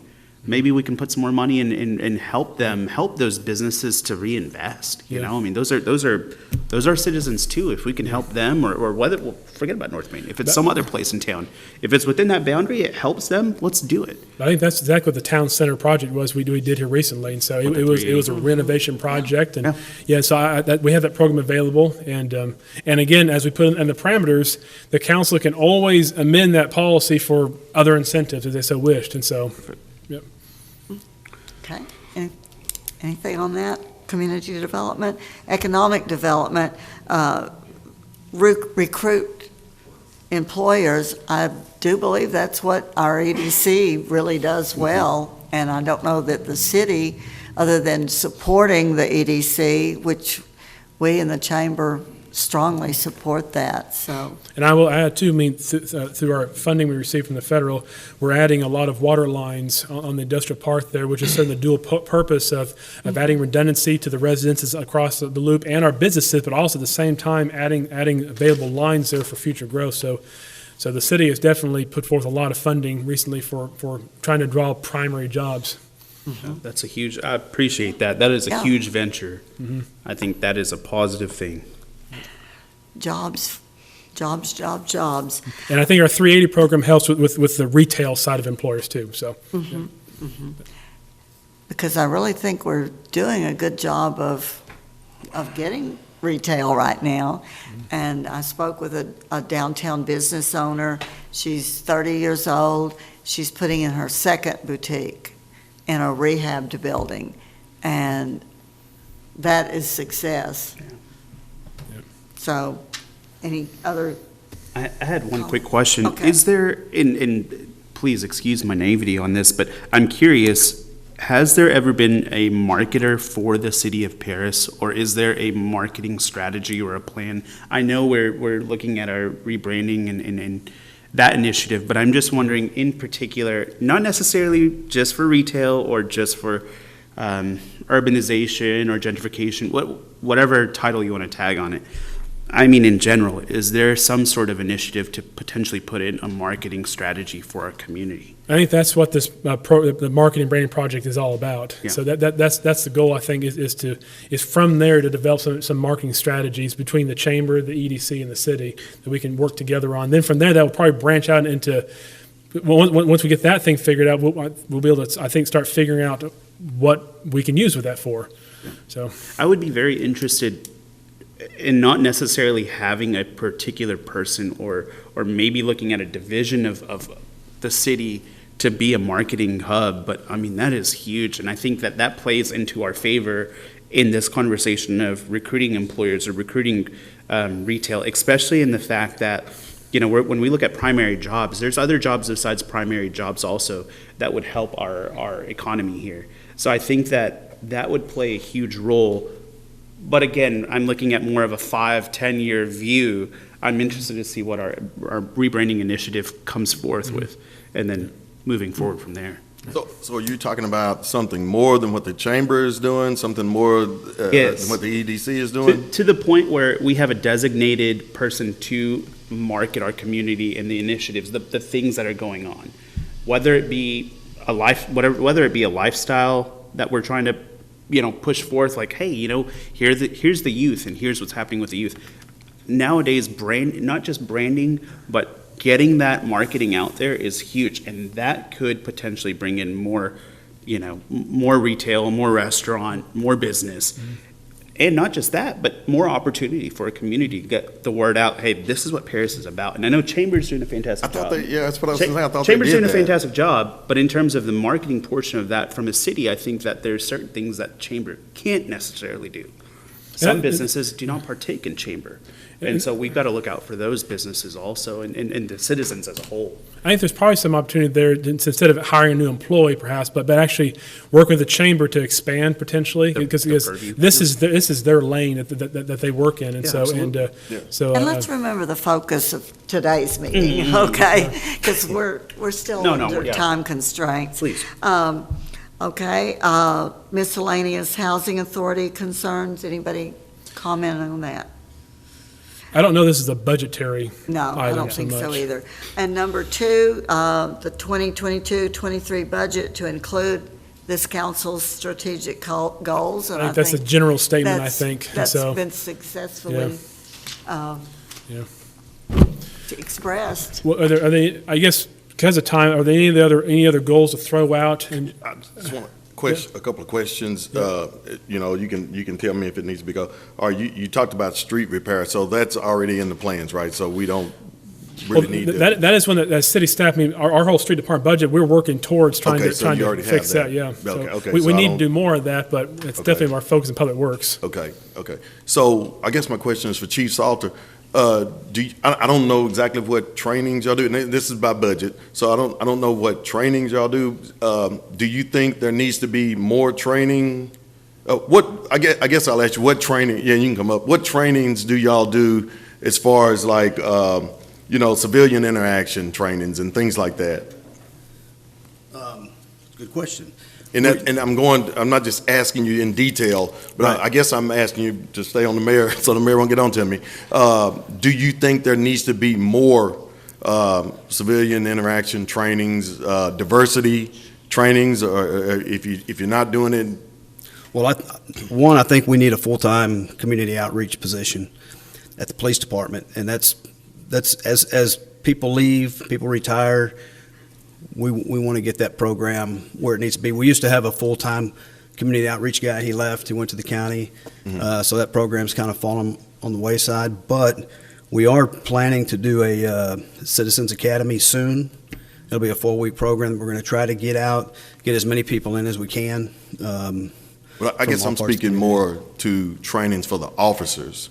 Oh, for the officers? Yes. The officers definitely go through that type of training yearly. It's required. Diversity, diversity training. Civilian interaction type. That's part of the regiment. Yeah. So you don't think there needs to be more money budgeted for your department for more training, or I'm just asking? More training is always better, but we do as much training as we can do now with the staff we have, and still keep the streets covered. Okay. So I just wanted to give you the opportunity if you needed more.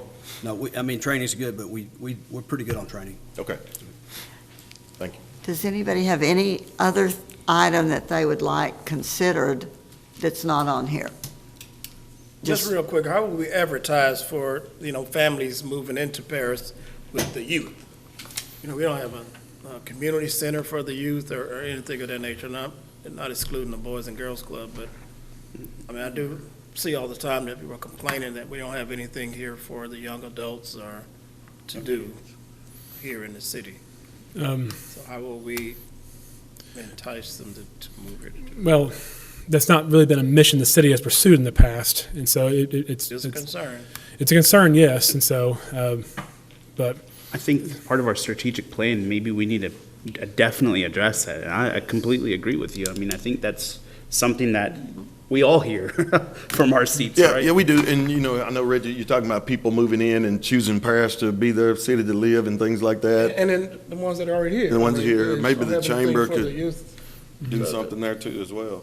we can definitely work to try to, on our website and Facebook and so forth, put out more information about what we have. We actually had an employee about a year and a half ago or so, she left for another position, that her job was community outreach and community involvement. So she got hired on during COVID, and so things just shut down, and so her position didn't really go anywhere, unfortunately.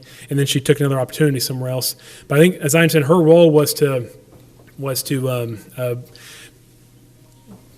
reach out to the community and help them understand what we have available, what we do, what's going on, Facebook, social media, going to meet civic groups and so forth. We end up repurposing her money to kind of beef up our code enforcement department, code enforcement and building permitting, because we didn't have the resources to fund both. And but that was a position we used to have, and so, but otherwise, some simple things, we could just look at our website and try to bring out more what there is to do. Is that what you're getting at, Mayor Pro Tem, or? Either that or build a community center for, really, it's the local families I'm more concerned with than necessarily the ones moving here. Okay, so a capital. They're just saying there's nothing to do for the youth here. So a capital project. Yes. So, well, and again, there might be an opportunity to partner with other groups in town that do some similar things like that. The Boys and Girls Club is one that we might be able to partner with to help with, I don't know, and so. But that would be a major capital investment with staffing and programming, but something that could be looked at. Yep. Okay. Well, if you like him, Mr. Vine has a, see what here. The list, the initial list that the city manager provided, I included everything on this list. I think there were 4 things that you had on one of the slides. And I added housing assessment study with PEDC. And the 2 items that didn't seem to get traction, or at least for my opinion, were housing authority concerns and citywide vacant home registry. So they're still on there, but they're grayed out. So they're still there if someone wants to make a motion. Not a motion, but a vote on it. Well, I think what we need to do here, if we probably need to count how many there are here and then number them 1 through the number there as your top priority. And so how many of them are here? 20? 20 of them. So I would recommend that you number them 1 through 20, and then we can compile that, and I think that would kind of develop a group consensus as what your priorities are. 20 being the highest, like the number 1 seat, correct? Or 1 being number 1. Let's do number 1 being your top priority, okay. 20 being your least priority. Yep. As long as everyone does it the same, it works. Yep. Okay. 1 is best, 20 is least. You got mine.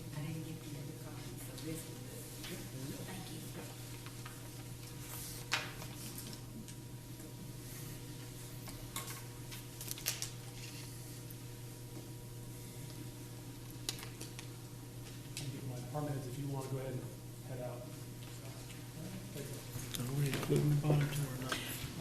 Did we want to change affordable housing to just housing? I mean, did we say we wanted to take that word out, you guys? He did. I don't know why we have it here. I'm so sorry?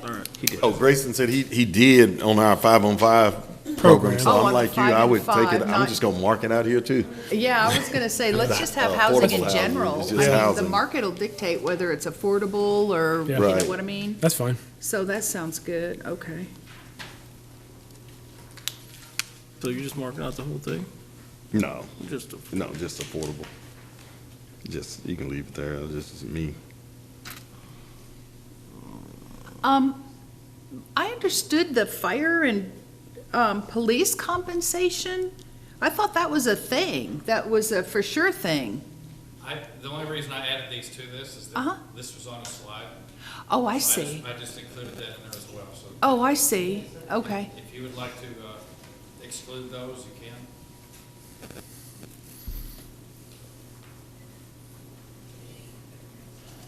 I don't, did we discuss the code enforcement? We never even discussed the Saturday code enforcement.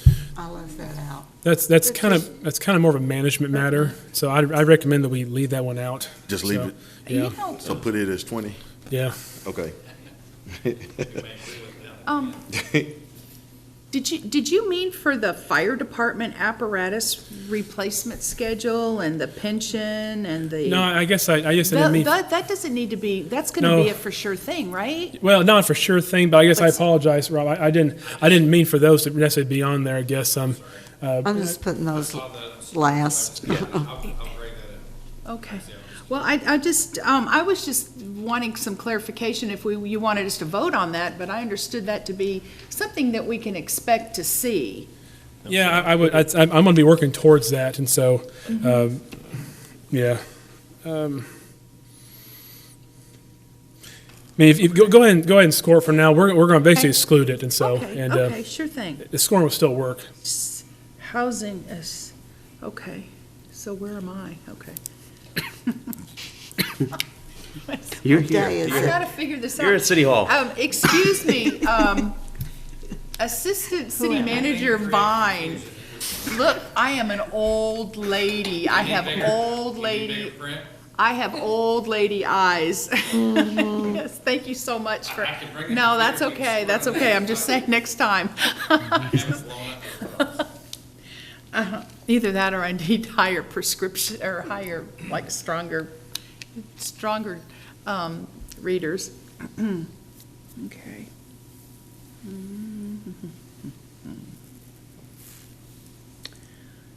Strategic players.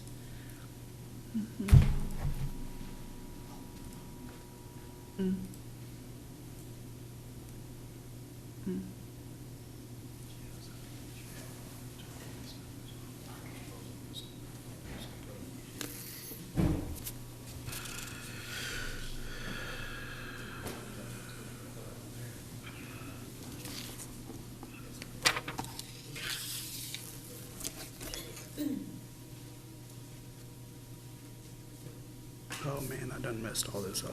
Okay.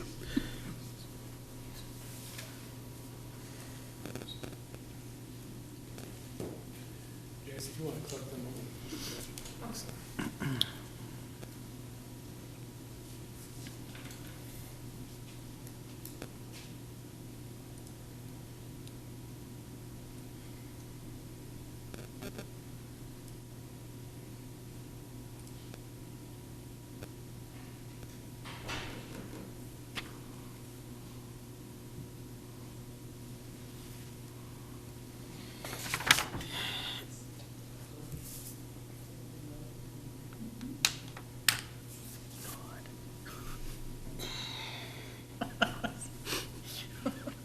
I feel you. I know. I wanted to put,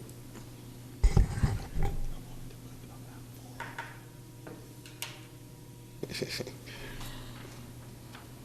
of these kind of overlap a little, don't you think? Yes, ma'am. I guess this is like a nominal group technique Yeah, kind of thing where we're prioritizing.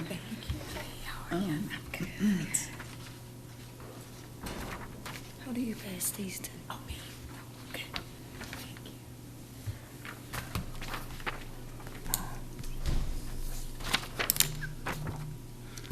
Sorry for my chicken scratch and, yeah.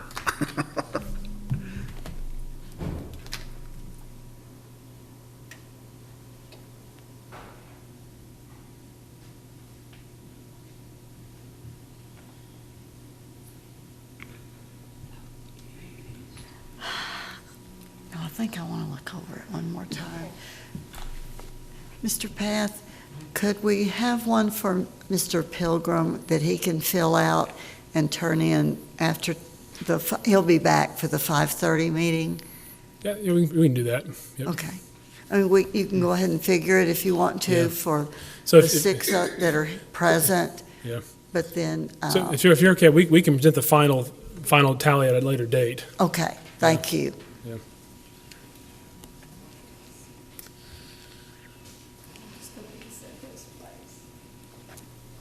He's not gonna sit up there. I think Andrew's gonna have them all sit out here. Okay. Yep. We have to rearrange the whole room, so.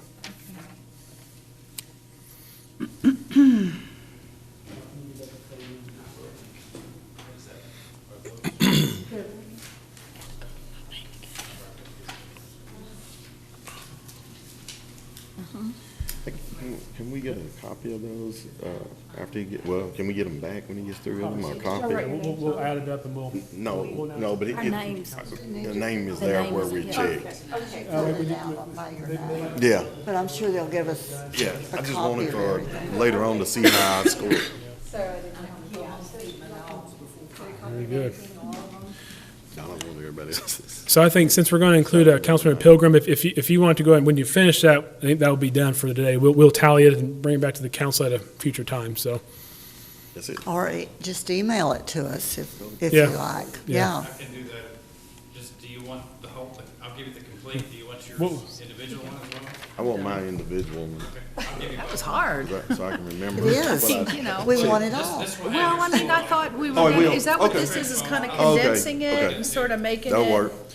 Well, it's to help prioritize the whole overall council's consensus of a priority. Because what you think is number one may not be what they think is number one, or vice versa, so. There's a lot of things that fell under code enforcement and a lot of things that fell under downtown and. Yeah, so what I will then do is I will then start going through the list and figure out which ones are budgetary items, start I see. developing price points, which are more policy-related ones. Do we need to develop a committee or a team to start working on? Which are management-related, and so we'll start kind of figuring out which direction to take each one. So some are just gonna be straight-up budget items. Well, I just said firefighters are a given. I mean, we already started that. That Yeah. to me is kind of Yeah. something that, Yeah. Yeah, I should have related to Mr. Vine. We didn't need to include those ones on there.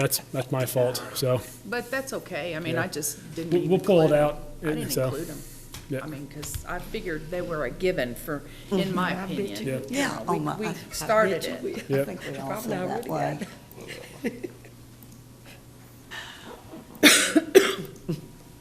Is Stephanie still here? Yes, ma'am. Are we finished? You need What? to adjourn if you're gonna be finished. We still have one member filling it out. Oh, I'm sorry. I just had a question for Stephanie real quick, just, I mean, kind of a I think personal we can go thing. ahead and adjourn. Okay. To step aside, Okay. I mean, I don't mean to, I just thought if I had a minute, I can ask her about something. Item number 5, request items for future agendas. All right, item number 6, adjournment. I'll Make hear the a motion. We adjourn. Thank you, Mr. Savage. A second?